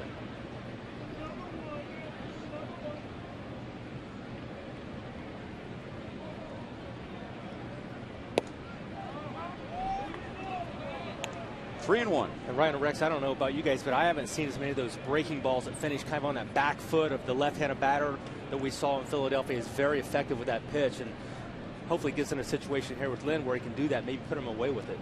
And that was a cool night too. I mean, that was not a warm Saturday night in Philadelphia, as Mendoza walks his second and his first since the first inning. He had retired 10 in a row before that walk, and now 1 on 1 out for the Jays.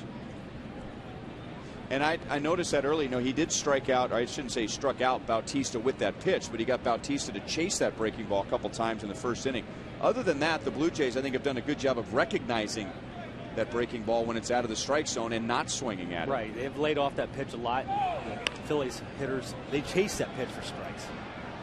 And the Blue Jays tonight are not. They were trying a little hit and run, and it's fouled away by DeRosa. Well, they're looking at video. They're watching Mendoza's previous start, and they're seeing that. They're seeing how he was starting his breaking ball up around the letters, and it was falling all the way to the ground, and guys were swinging over the top of it. So they're conditioning themselves to spit on that if they can. DeRosa has grounded to Escobar twice. One of those saved a couple of runs in the first inning with runners at second and third and 2 down, and Escobar going all the way to the other side of second base to make the play and throw him out. DeRosa at third, while Brett Laurie is on the disabled list with a rib cage strain. The Blue Jays really miss his bat and his energy. He might be the right guy to come back from the disabled list and be the spark that they need. Well, we saw him last year. He was such a spark, and I know he's had a chance to admire George Brett as a player, and I know George had a chance to have lunch with him, and he reminds you a lot of that spirit that George had when he played. And Meister Asturis, a big signee for the Blue Jays in the offseason. He's been playing some third as well. There's a breaking ball. Doesn't have that same kind of bite to it, though. No, that one's really looking more like a slider than it is a curveball. Right. That curveball he's throwing, especially to the left-handed batters, it was just rolling off the table.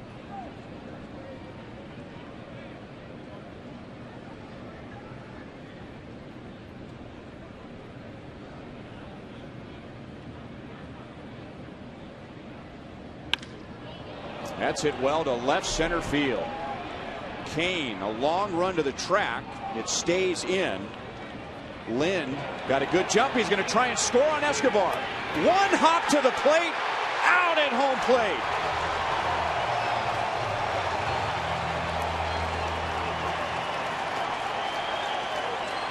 Wow, great relay throw by Lorenzo Kane on the fly to Escobar. Escobar, the one hop to home. And Salvador Perez picked it cleanly. Now Luis Rivera, he's the third base coach this year for the first year for the Blue Jays, and man, he was taking a big chance of sending him home like that. Clean take off the wall, perfect relay to Esky, and Esky on the perfect side of the plate. Third base side, you got plenty of chance and plenty of time, and I don't think Luis Rivera, the third base coach, realized they were going to be so accurate with their relay throws, but that was perfect. And that hop that Perez handled was not as easy as he made it look. His great hands. And as Mendoza has slowly gotten better tonight, so has the Royals defense. Royals committed errors in each of the first 3 innings, but also mixed in tonight some very good defensive plays. Luis Mendoza has gotten better as the Royals defense has gotten better as well. 1-1 on Rasmus, who has doubled and flied out. Hey, watch Salvador. Okay, he starts low. See where his glove is? It's easier to bring your glove from low to high and make a pick instead of high to low. You miss those. Lynn, I don't know what Lynn was thinking. He thought he was safe. He's out by a mile. And now getting away from Perez, and DeRosa will move up on a wild pitch. 2 balls and 1 strike on Rasmus. Hey, Salvi did all he could do. Just hit the heel of that glove, and it kicked off to the right. Sometimes, you know, you can't exactly control where that ball is going to kick off of there, but you want to try to square that glove up so you're facing the pitcher. Salvi knows.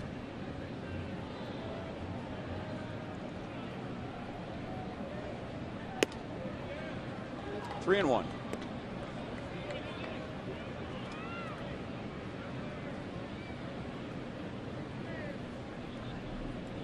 So the defense has saved 3 runs tonight. The play by Escobar on DeRosa saved 2 in the first, and now the relay throw by Escobar, the good feed from Kane, has saved a run. And Rasmus will walk with 2 outs. Another example of the Blue Jays laying off that breaking ball that's finishing down out of the strike zone. Rasmus, almost like he knew it was going to finish for ball 4.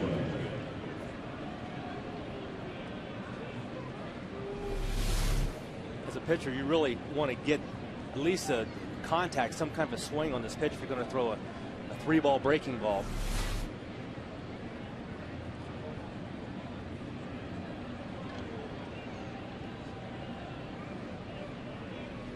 And now Emilio Bonifacio, who doubled in a run and scored in the second inning, and then lost a hit on a ground ball, and a good play by Elliott Johnson in the fourth. The Royals were going to try a pickoff there. As the pitch was coming into Mendoza, Mike Moustakas sprinted toward third, so he and Perez had decided they were going to pick off, or try and pick off, Mark DeRosa. Yeah, and those signs aren't given from manager Ned Yost. Catcher and fielder Moose, Salvi and Moose, they have I'm sure a little sign they give each other.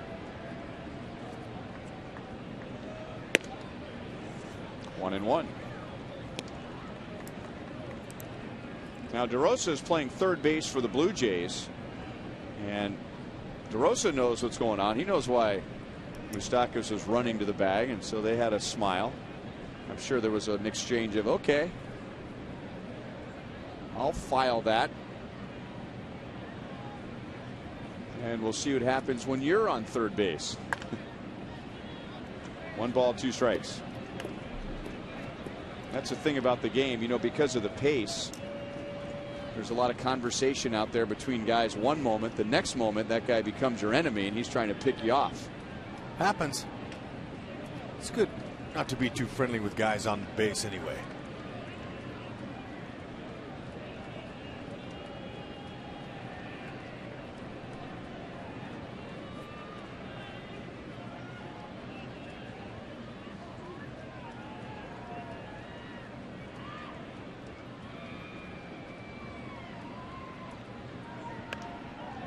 got it in on his hands. Still 1 ball 2 strikes, and now with Mendoza's pitch count starting to get up toward 90, Ned Yost has the Royals working in their bullpen. It's a 20 pitch 6th inning to get him up to 88.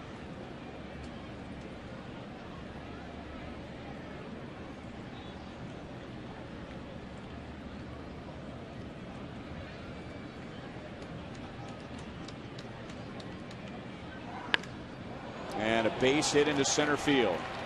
Well, the Blue Jays come right back. And now Bonifacio, who's one of the fastest in the game, he turns that into a double, an easy double. Now, he's driven in 2. And it's back to a 2-run Toronto lead. Okay, ball was out over the plate. Had too much of it. Short, quick, compact swing. And, you know, Bonifacio, he's saying 2 out of the box. He knows what he can do. Anytime you pull a center fielder that far over and you got that kind of speed, the play is right in front of you, you're going to go ahead and advance. Saw it the whole way. So 2 walks and 2 doubles allowed by Mendoza. Ned Yost figures that's enough, as Jose Reyes is going to bat, and that would be his 4th at bat against Mendoza. And Ned Yost is going to go with the fresh arm, and it will be Luke Hochevar. So a Chevy call to the bullpen with 2 down in the 6th inning. The Blue Jays lead the Royals 6-4.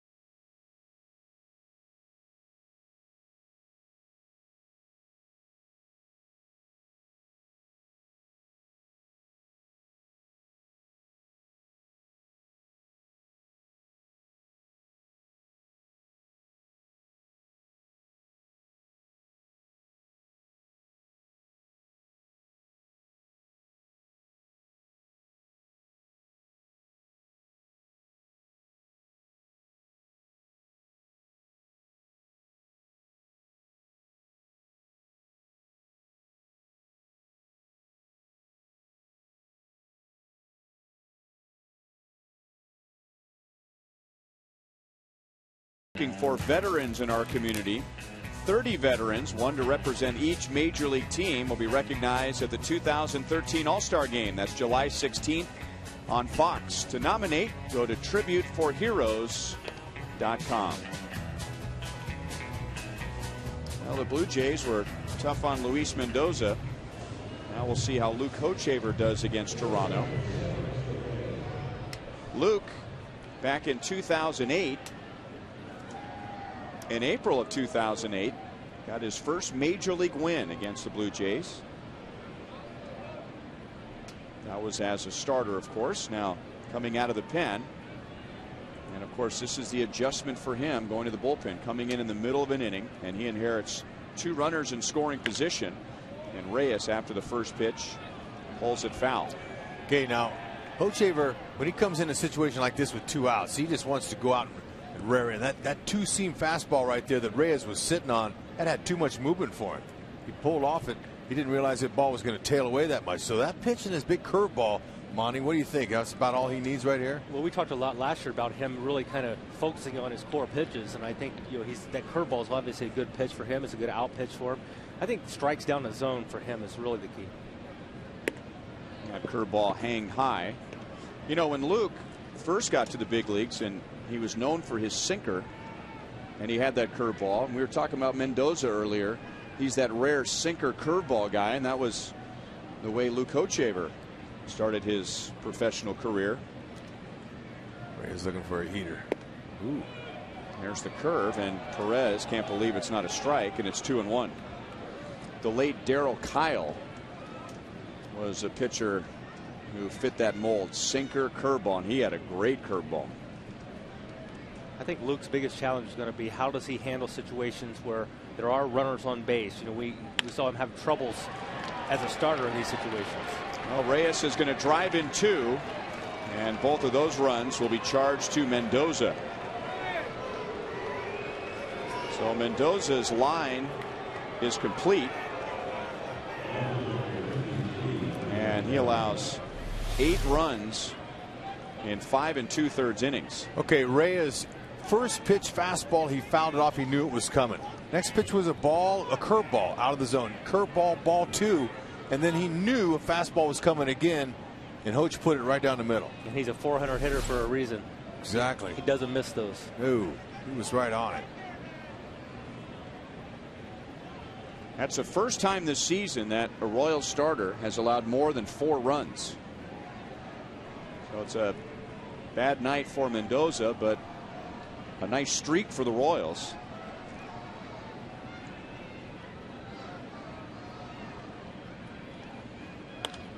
There are some good teams in the American League East, obviously, and a lot of power in the American League East, and that's just been a really bad division, a bad matchup so far for Luis Mendoza.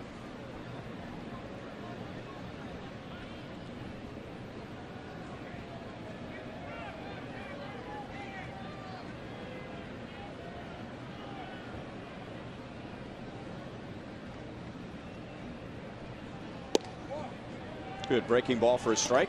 0-2 on Melky Cabrera.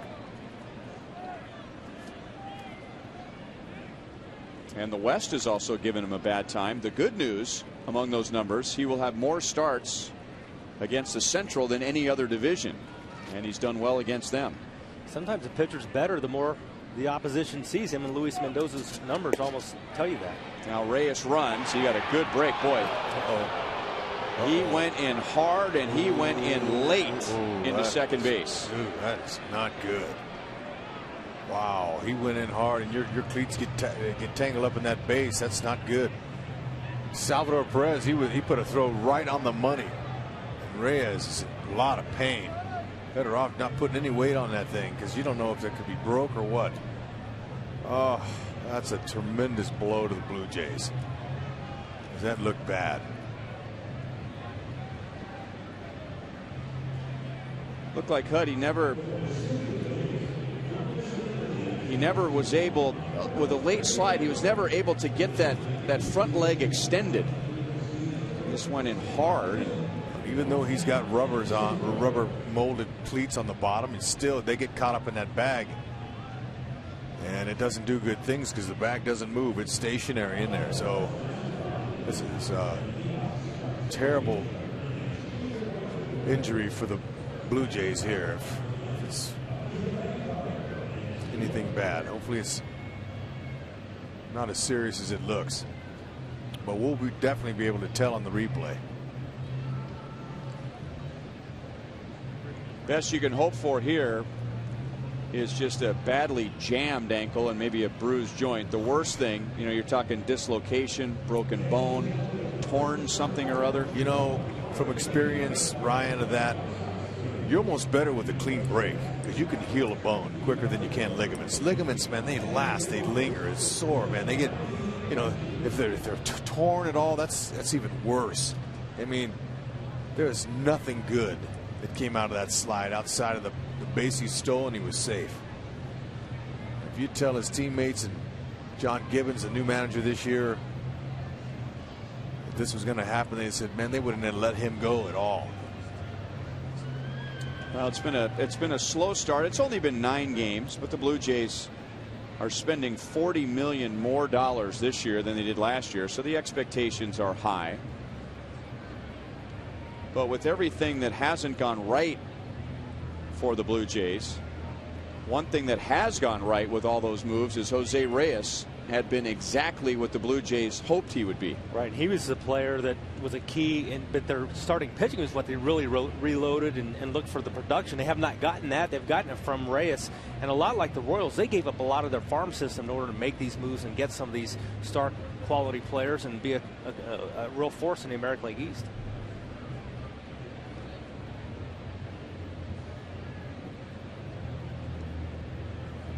It looks like they're making some sort of a splint to stabilize the ankle so that when they move him to the cart, that the ankle will stay in place.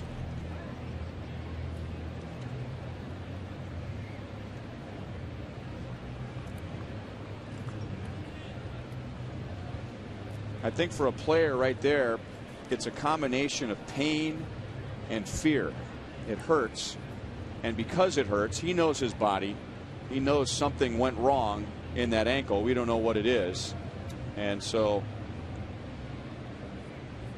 you can understand. I mean, he's human. He is assuming the worst at this point.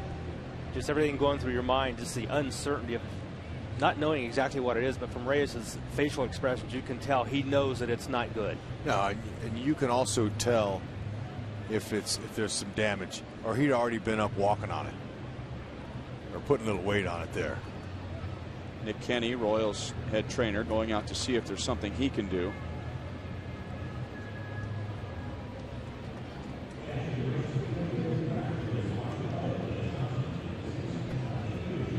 Well, let's look at the replay.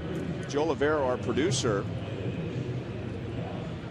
is telling us that maybe it wasn't the foot that went in, it was the foot behind. Yeah, that ankle. Good call, guys. I really thought it was the front leg that he went in hard, but it's the back ankle. Yep. We're talking damage there. That's nasty. Now, it wasn't a base. Until we saw that view, that it folded under him when he slid. I mean, that. Yeah, that's problems. Oh man. Well, when the big man drew up the blueprints for an ankle, there was no plan for it to move in that direction.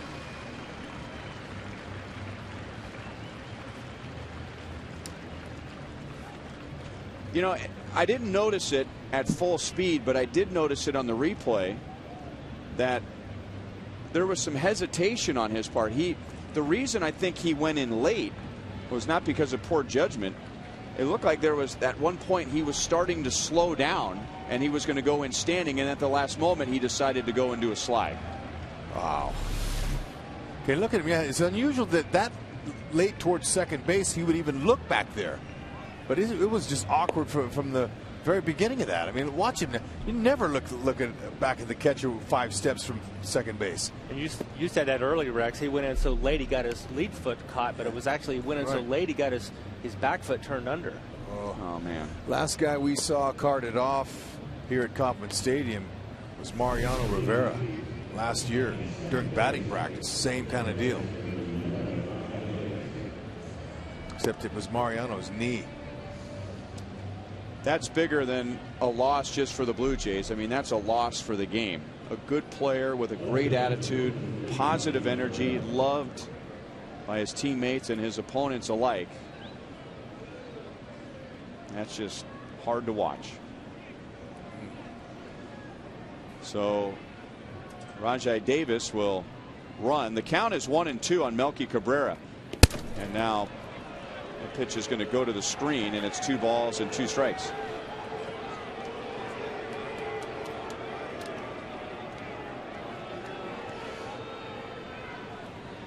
Now the question becomes, why was he looking in on a stolen base attempt? Yeah, maybe the pitch was the pitch in the dirt, and maybe he just assumed that. By doing that, though, he lost track of second base, and he wasn't sure where second base was exactly. So he started his slide late. You could see it on that angle right there that he was confused about where he was for some reason. I can't understand that. It was almost as though he was looking to see maybe that was strike 3 and the inning's over. That's a good possibility. Yeah. But you're talking about a guy I'll look it up very quickly. He already has 411. Okay, coming over 400 stolen bases. I mean, that's not that's a guy who knows what he's doing on the bases.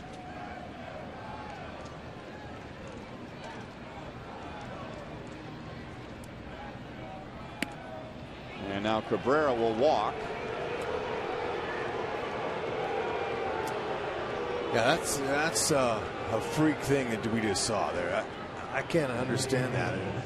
But he definitely lost track of where he was on the bases. A guy who steals that many bases, I can tell you he's probably never done that. Now, he's had some hamstring problems, Reyes has, from running and stealing, but I would doubt he ever did anything like that.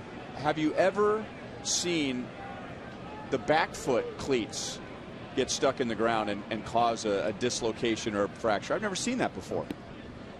That's why I thought for sure it was on the base. It's one of the first things that high schoolers learn when they go to the metal cleats, is that when you slide in feet first, you better get that front foot up because those cleats will grab, and that can happen, but never the back foot.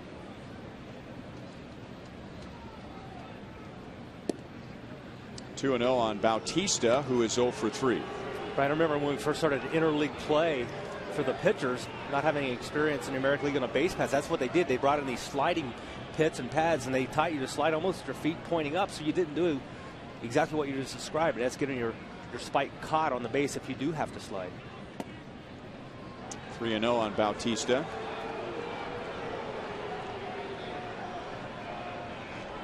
Hochevar came on with runners at second and third and 2 outs. Reyes got the base hit, which is almost forgotten now after what happened to his ankle, and then a walk to Cabrera. And boy, Jose Bautista was swinging for the Royals Hall of Fame on that 3-0 pitch. There's some history between these two guys. 2 years ago, Bautista hit a home run against Hochevar in Toronto and stared him down for no reason. And then last year, Hochevar nailed him with a pitch.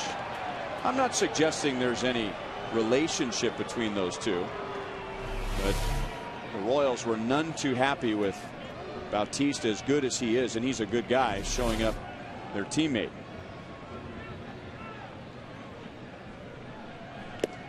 And Bautista strikes out, so Hochevar comes back from 3-0. But Reyes drives in 2, injures his ankle badly, and as the fans cheer him off the field, who knows how he feels on the inside, but on the outside he gives him a thumbs up.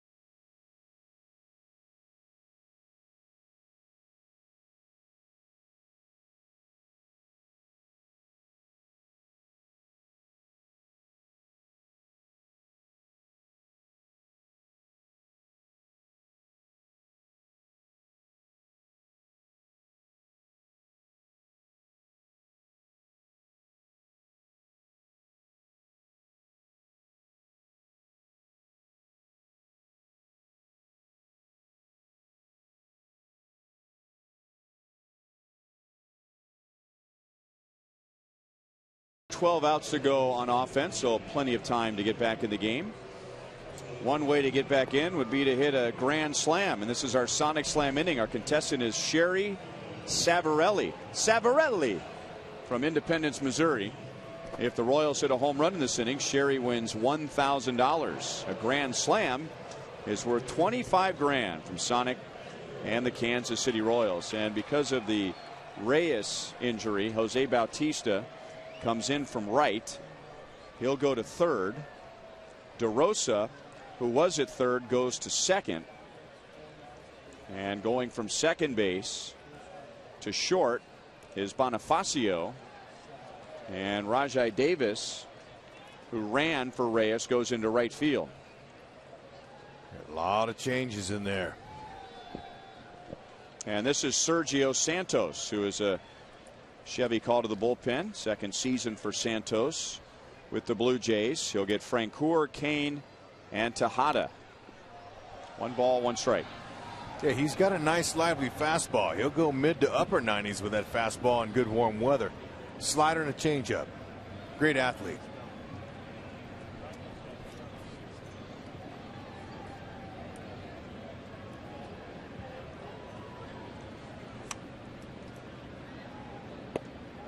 Two and one. Say great athlete. He was a linebacker and a quarterback in high school. He was a big stud. Heck, and he played 7 years of minor league baseball as an infielder, and they made him a pitcher. The White Sox did, right, Ryan? And I think that he only had 1 year in the minor leagues as a pitcher, and the next year he was in the big leagues. I mean, usually, Monty, most guys, I mean, that's a 3 or 4 year conversion at least. And it usually doesn't end up with a trip to the big leagues. As a major league closer eventually, Exactly. no less. I mean, he had a nice run with the White Sox.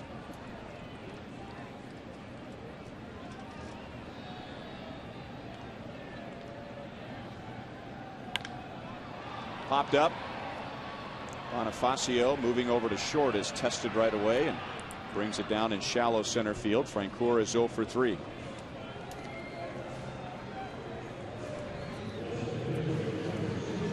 All right, here's tonight's AT&T trivia question. And we were talking about Jose Reyes before his gruesome injury and his speed. So in some ways, to honor him, who are the 2 players to lead both the American League and National League in stolen bases in different seasons. And had Reyes not been injured, he would have been a candidate for that in his first year in the American League.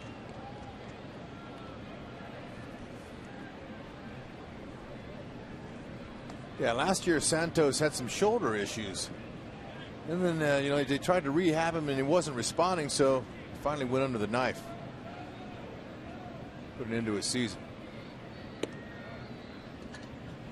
1-1 to Lorenzo Cain.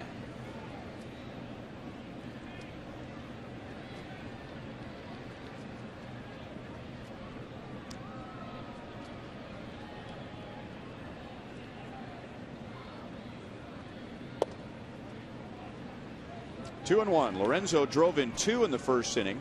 The Blue Jays scored 2 in the top of the first. The Royals answered with 3. Cain drove in the last 2 runs in that inning.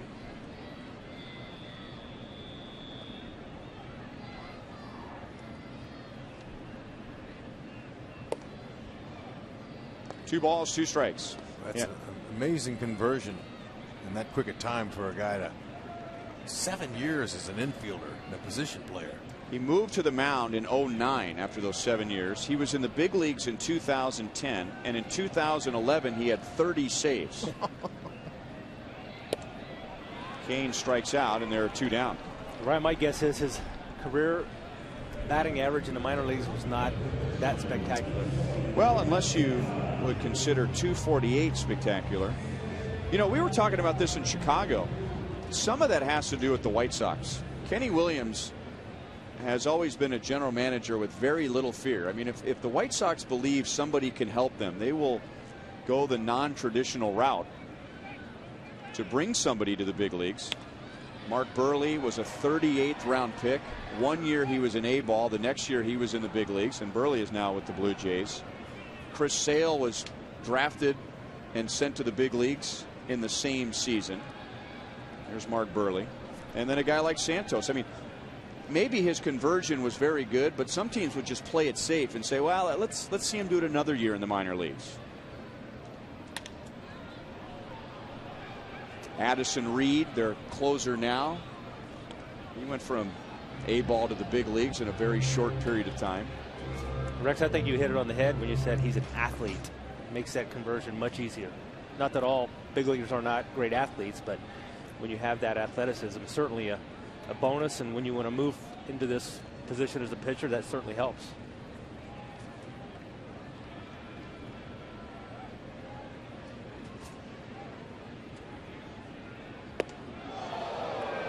One and two.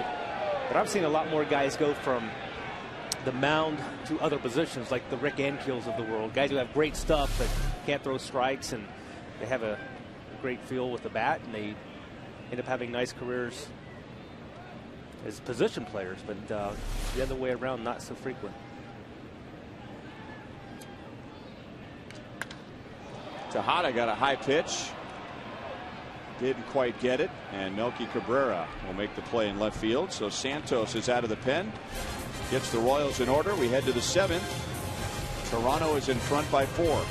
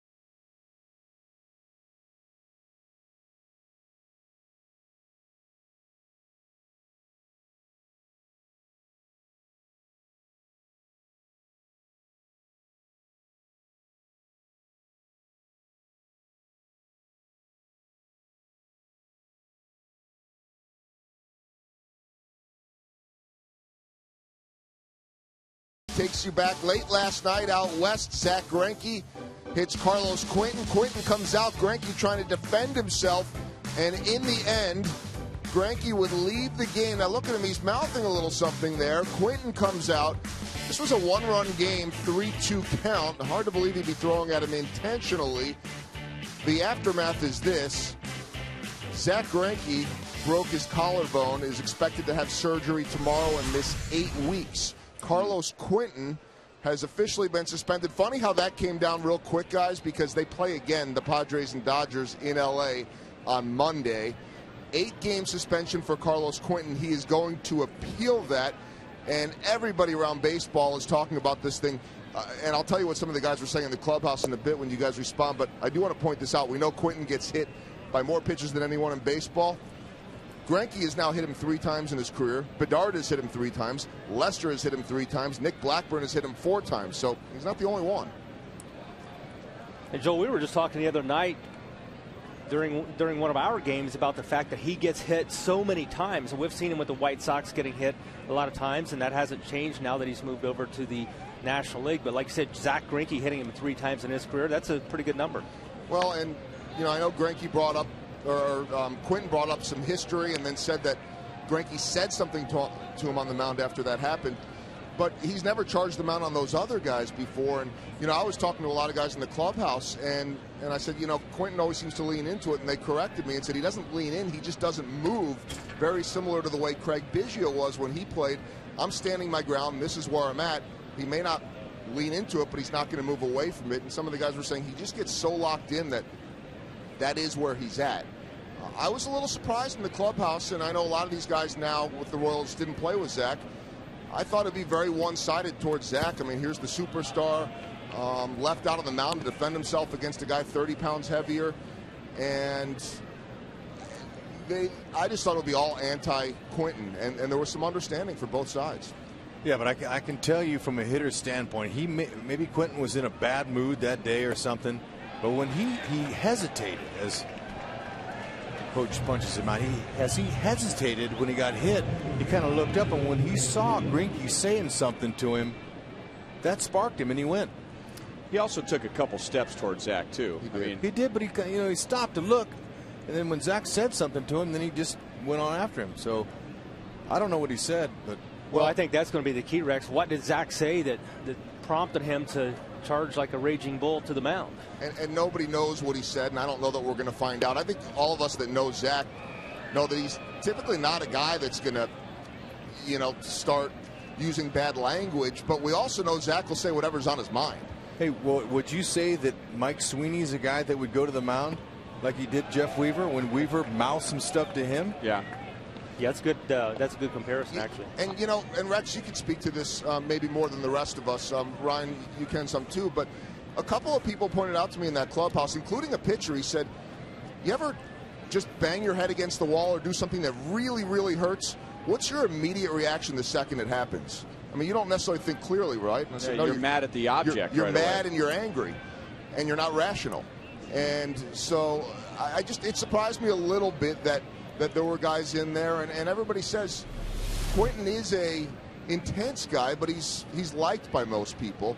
Now, well, what do you expect Zach to do? I mean, he took 2, 3, 4 steps at him. I mean, that's not just looking at him. I'm just telling you what it was. He said something, and Quinton charged. And that's really what the players were saying. Some of them that okay, he took some steps towards, as we see another swing and a miss and a strikeout there by Hochevar. So he was angry in that moment. It hurts. It doesn't feel good. And then on top of that, in the back of your head, you're thinking, this guy has hit me before. And by the way, they threw over Matt Kemp's head earlier in the game, didn't hit him. And he's thinking, okay, Matt Kemp, superstar, middle of the lineup, maybe. And it all kind of clicks. And then he sees Zach say something again. We don't know what it is. And that sparked it. Then there are other people, guys around baseball, and Don Mattingly said this last night. So wait a minute, if our guy's going to miss 8 weeks, then why shouldn't their guy miss that much time? I blame Major League Baseball, and I blame the umpires.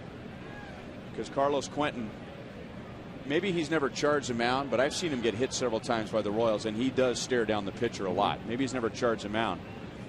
But the umpires in the league allow guys to stand right on the plate, to take that zone away from the pitcher, and when they pitch inside, all these warnings start happening. So I blame the game for that. I don't blame the players. Absolutely. 2 strikeouts and a ground out for Hochevar.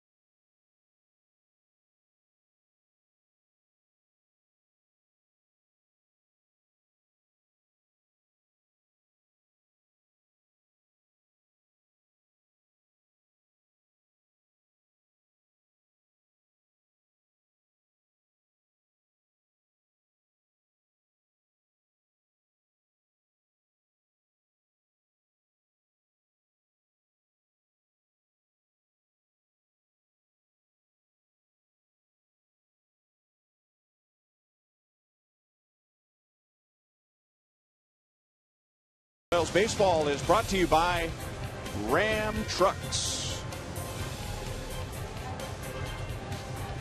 Look at downtown Kansas City. Pretty night, clear night. A little bit on the cool side. Royals down by 4 as we go to the bottom of the 7th inning. Aaron Loop is the new Blue Jays pitcher.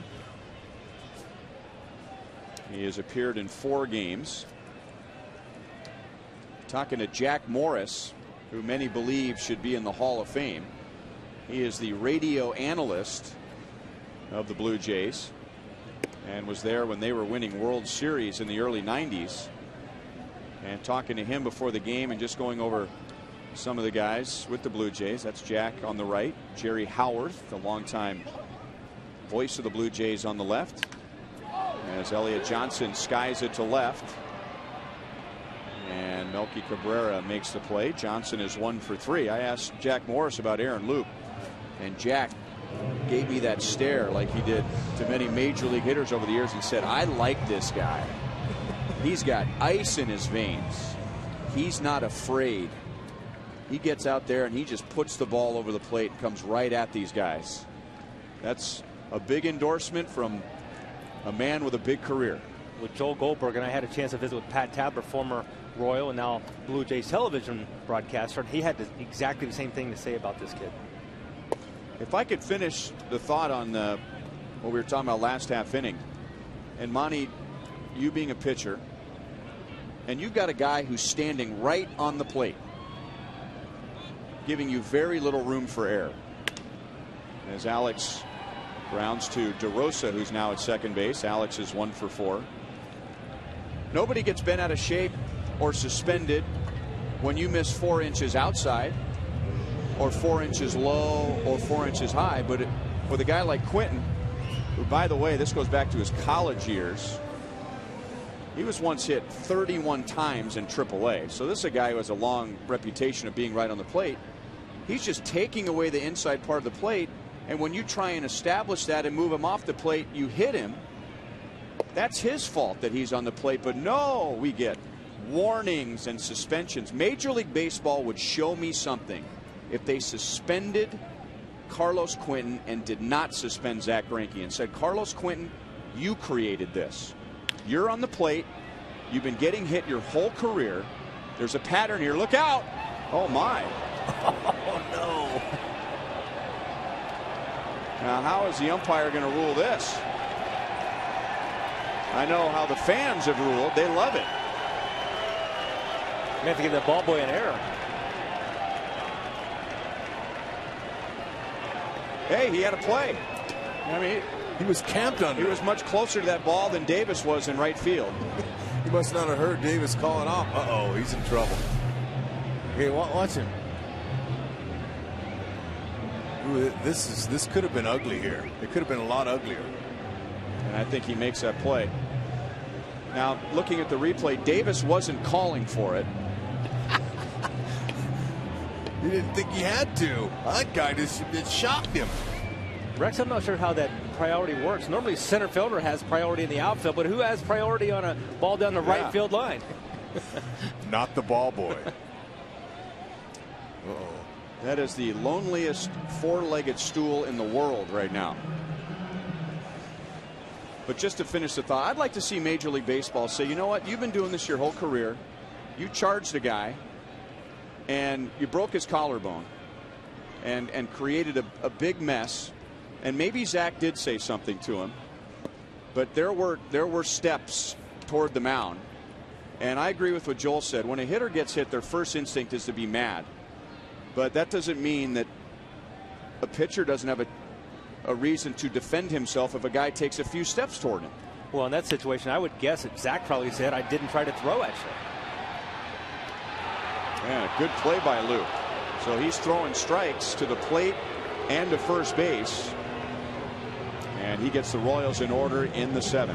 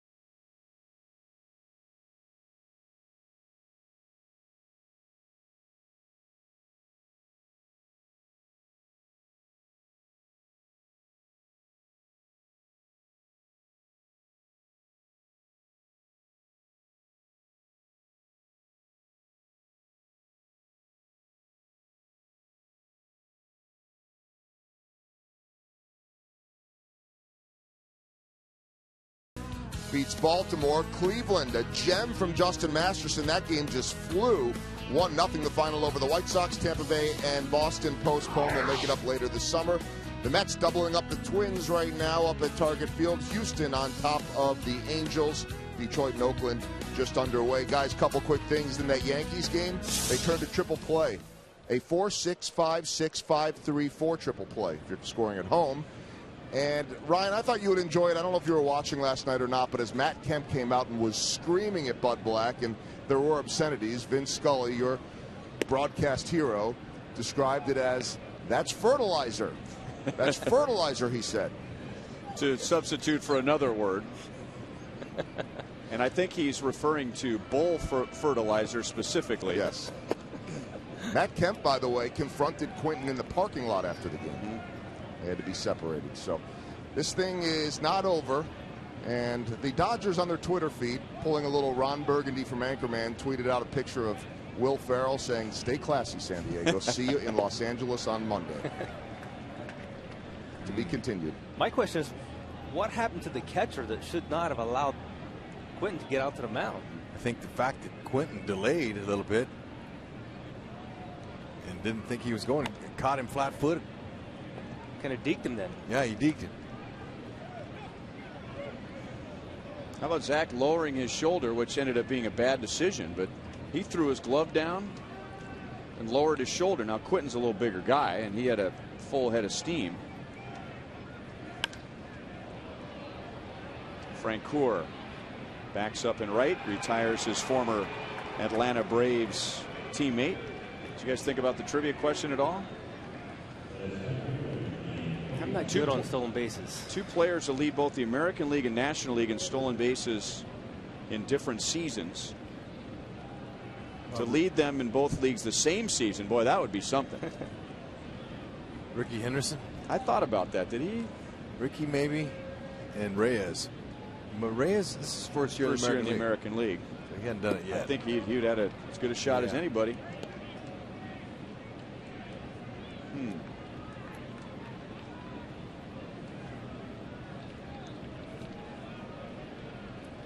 Vince Coleman played some in the American League, didn't he? Played a little here. Okay. Didn't play long enough to lead the league in stolen bases that I can remember. And he played in Seattle.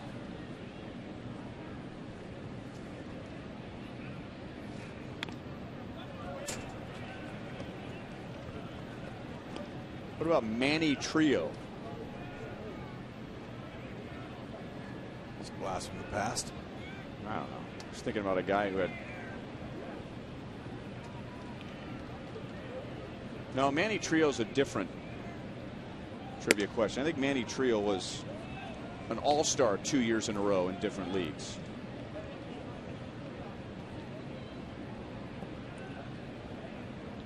Maybe that's what it is. Joe Lavero just said gold gloves in different leagues in consecutive years. Well, Luke Hochevar came in. He gave up a 2-run single to Reyes, which turned a 2-run game into a 4-run game and then a walk. And now he has retired 6 straight with 4 strikeouts. All right, here's the answer. Ron LaFleur. Juan Pierre. Is that a French thing?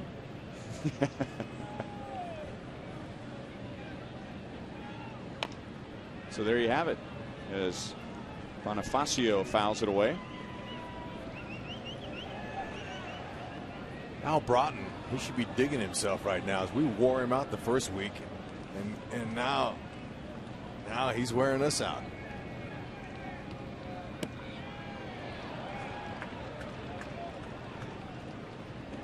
Apparently we hear down in the truck that Al Broughton has gotten up from his station where he types out the graphics, and he's doing the Harlem Shake. Good for him.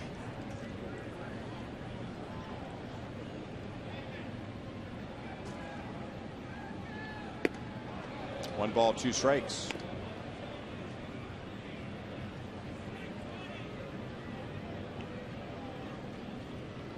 Bonifacio, not really known for his power, but he has 5 doubles this year, 2 of those tonight. and both drove in runs, and he has scored twice. Blue Jays have gotten a lot of production from the lower third of their order. DeRosa, Rasmus, and Bonifacio have scored 5 of the 8 runs. They have combined to hit 4 doubles.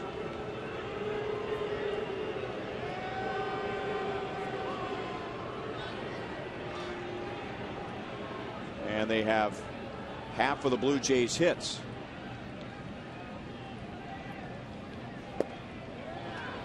That is on the corner. Luke Hochevar has struck out 5.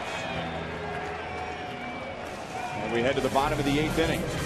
Blue Jays lead 8-4.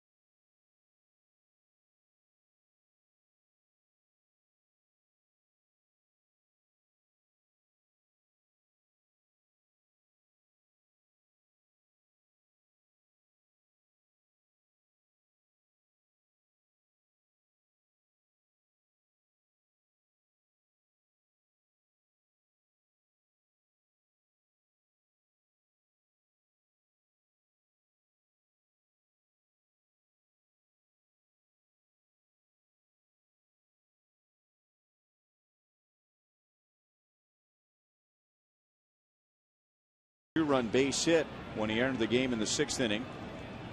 That was to Reyes. Then he walked Cabrera, and then he was 3-0 on Bautista. And you got the feeling he was on the edge of being removed, but he came back and struck out Bautista.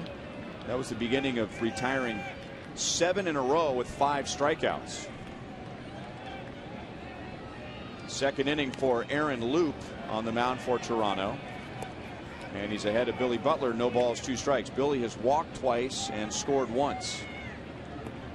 Okay, what we're seeing from Loop is a hard fastball. He'll cut it and get to be about 92. But from that arm angle, it adds a lot of deception. Hard slider. Occasional changeups there. Billy just missed one. Just looking at him on the mound reminds you a little of Tim Collins. Not a real tall lefty. He's got that leg kick. Drops down with that arm angle. That's what throws a lot of hitters off.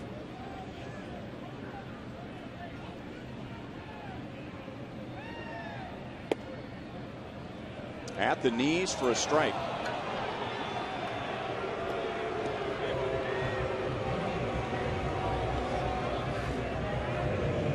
That is Loop's first strikeout, and he's retired the first 4 Royals he has faced.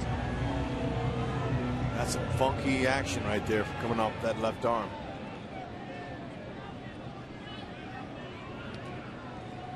And we were saying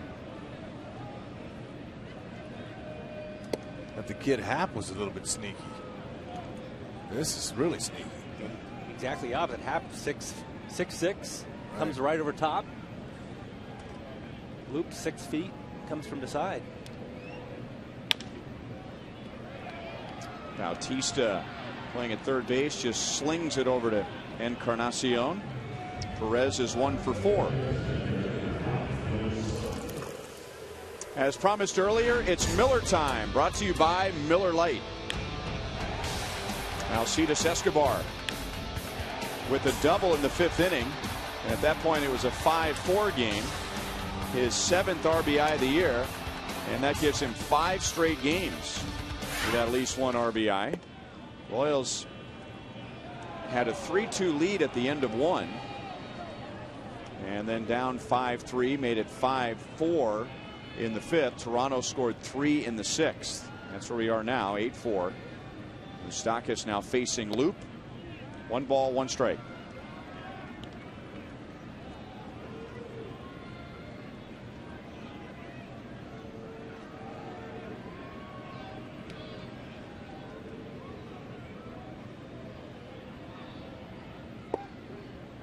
Big sweeping breaking ball makes it 1 ball, 2 strikes. We're talking earlier about Jack Morris and how much he likes his attitude, the way he attacks hitters. He's now through 17 pitches, 13 of them strikes, so certainly not afraid of the strike zone.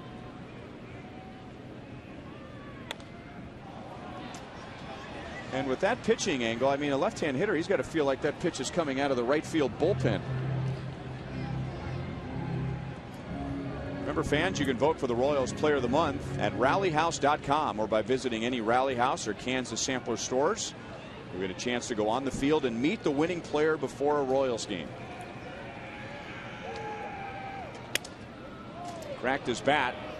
And for Moustakas, that is his 3rd straight pop out to third base. So 2 impressive innings for Aaron Loop. He faces 6 and retires 6. Monty, thanks a lot. We'll listen to you in the postgame show. 8-4 Toronto.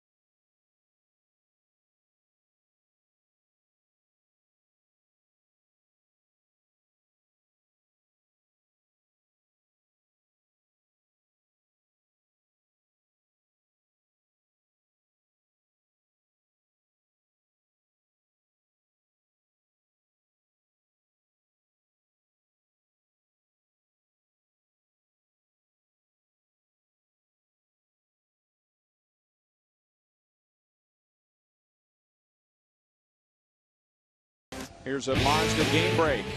And we go to Cleveland.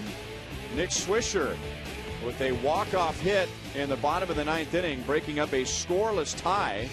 So you got 2 guys whom the Indians spent a lot of money on during the offseason. One driving in the other. Nick Swisher driving in Michael Bourne. So Cleveland wins 1-0. And they improve to 4-5.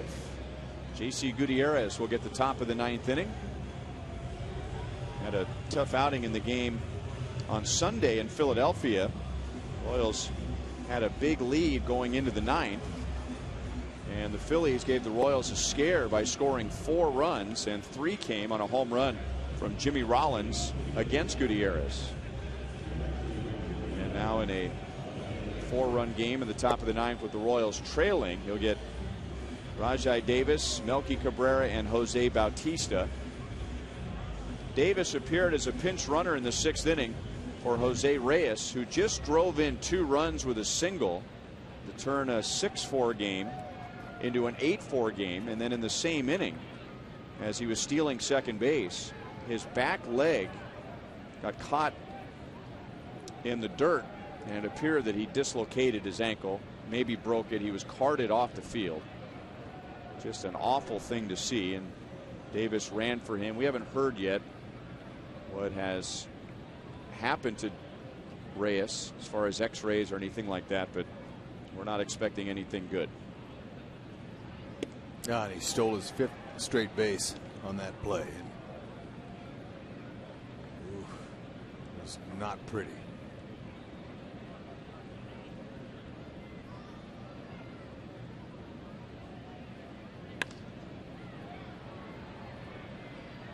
Davis flies to Francoeur, 1 down in the 9th inning. Well, if you subscribe to MLB.tv, you can watch every out-of-market game live online in HD, and features include choice of home and away broadcast, DVR functionality, and multi-game viewing options. Visit MLB.tv to order and join the millions of fans already watching games. MLB.tv, baseball everywhere. Ball 1-2, Melky Cabrera. Gutierrez is replacing Luke Hochevar, who gave up the 2-run single to Reyes. Those runs were charged to Mendoza. All 8 runs charged to Mendoza. And then Hochevar issued a walk.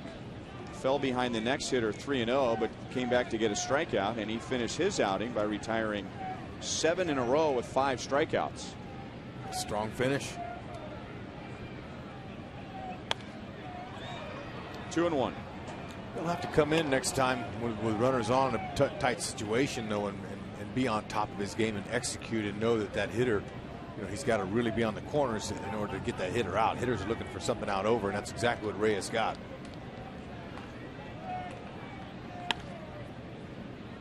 Cabrera to Escobar. Over to Tejada, who is making his first major league start at first base. 2 down. Yeah, you broke down that at bat perfectly, and just getting us into the mindset of Reyes. And I think any major league hitter is pretty dangerous when they know what pitch is coming, and then you're talking about one of the elite major league players knowing what pitch was coming. And it just a nice short swing right up the middle. Now Gutierrez, he's going to be a real plus for that bullpen out there. He throws hard, 95 miles an hour. Got a big curveball, occasional changeups he'll use, but mainly fastball curve. Former closer for the D-backs, he knows what to do. Bautista always with a vicious swing. He already has the hat trick. 0 for 4 with 3 strikeouts, all of them swinging. 2 against Mendoza and 1 against Hochevar.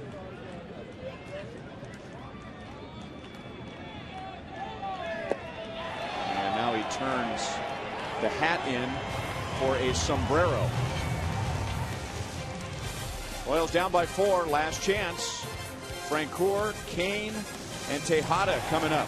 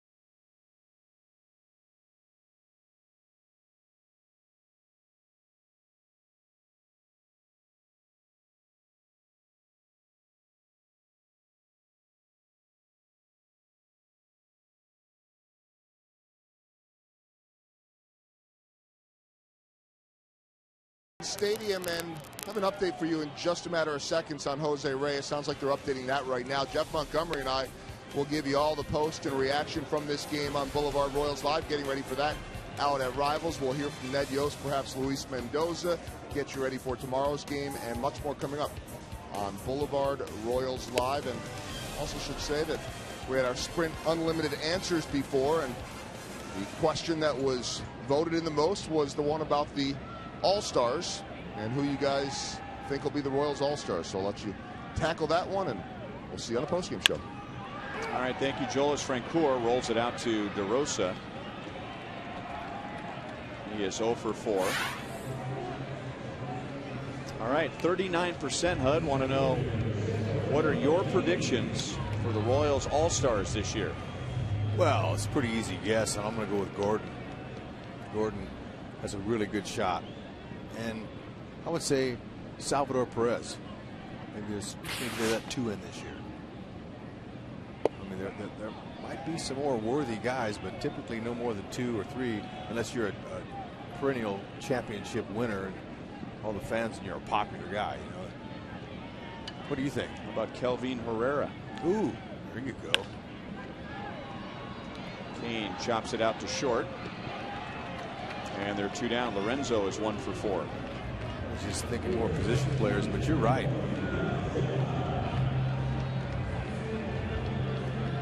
So Aaron Loop, the Blue Jays are very high on. He has retired all 8 Royals that he has faced, and now it's down to Tejada.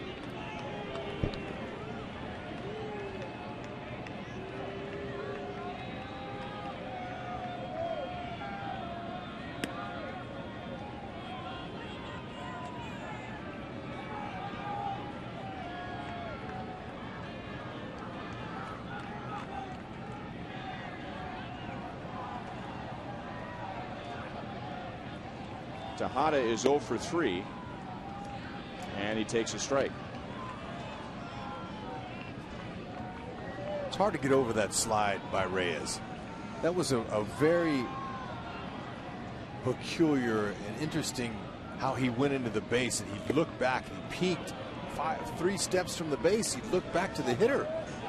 You know, something and it threw him off. He wasn't sure where he was exactly, and he slid and he sat down right on that foot, and something struck me. And by the way, they're calling it a sprain right now, but he's going to get an MRI as Tejada takes low. 2 balls, 2 strikes. You and I are kind of just messing around with body language up here. What leg do you normally go in with when you're sliding feet first? I'm thinking you go in with your left leg. If you slide on your right side, you tuck your right leg and you go lead in with your left foot. So I think for Reyes, the reason why it was so awkward is because he went in with his right leg, which he may not be used to doing. And because we knew it was the back leg that got tangled up. And then when we heard the report, it reminded me that that was his left ankle that he sprained. There's a ground ball to Encarnacion. He'll underhand to Loop. And the Blue Jays take game 1 of the series. So they win the game, but John Gibbons may have lost his shortstop. And I'm sure the Blue Jays, after they shake hands on the field, they will rush up to the clubhouse and they're going to want to hear everything about their shortstop. The Royals lose their 4-game winning streak, and Toronto is able to bounce back after falling in Detroit yesterday 11-1. They take game 1 8-4. We'll be back.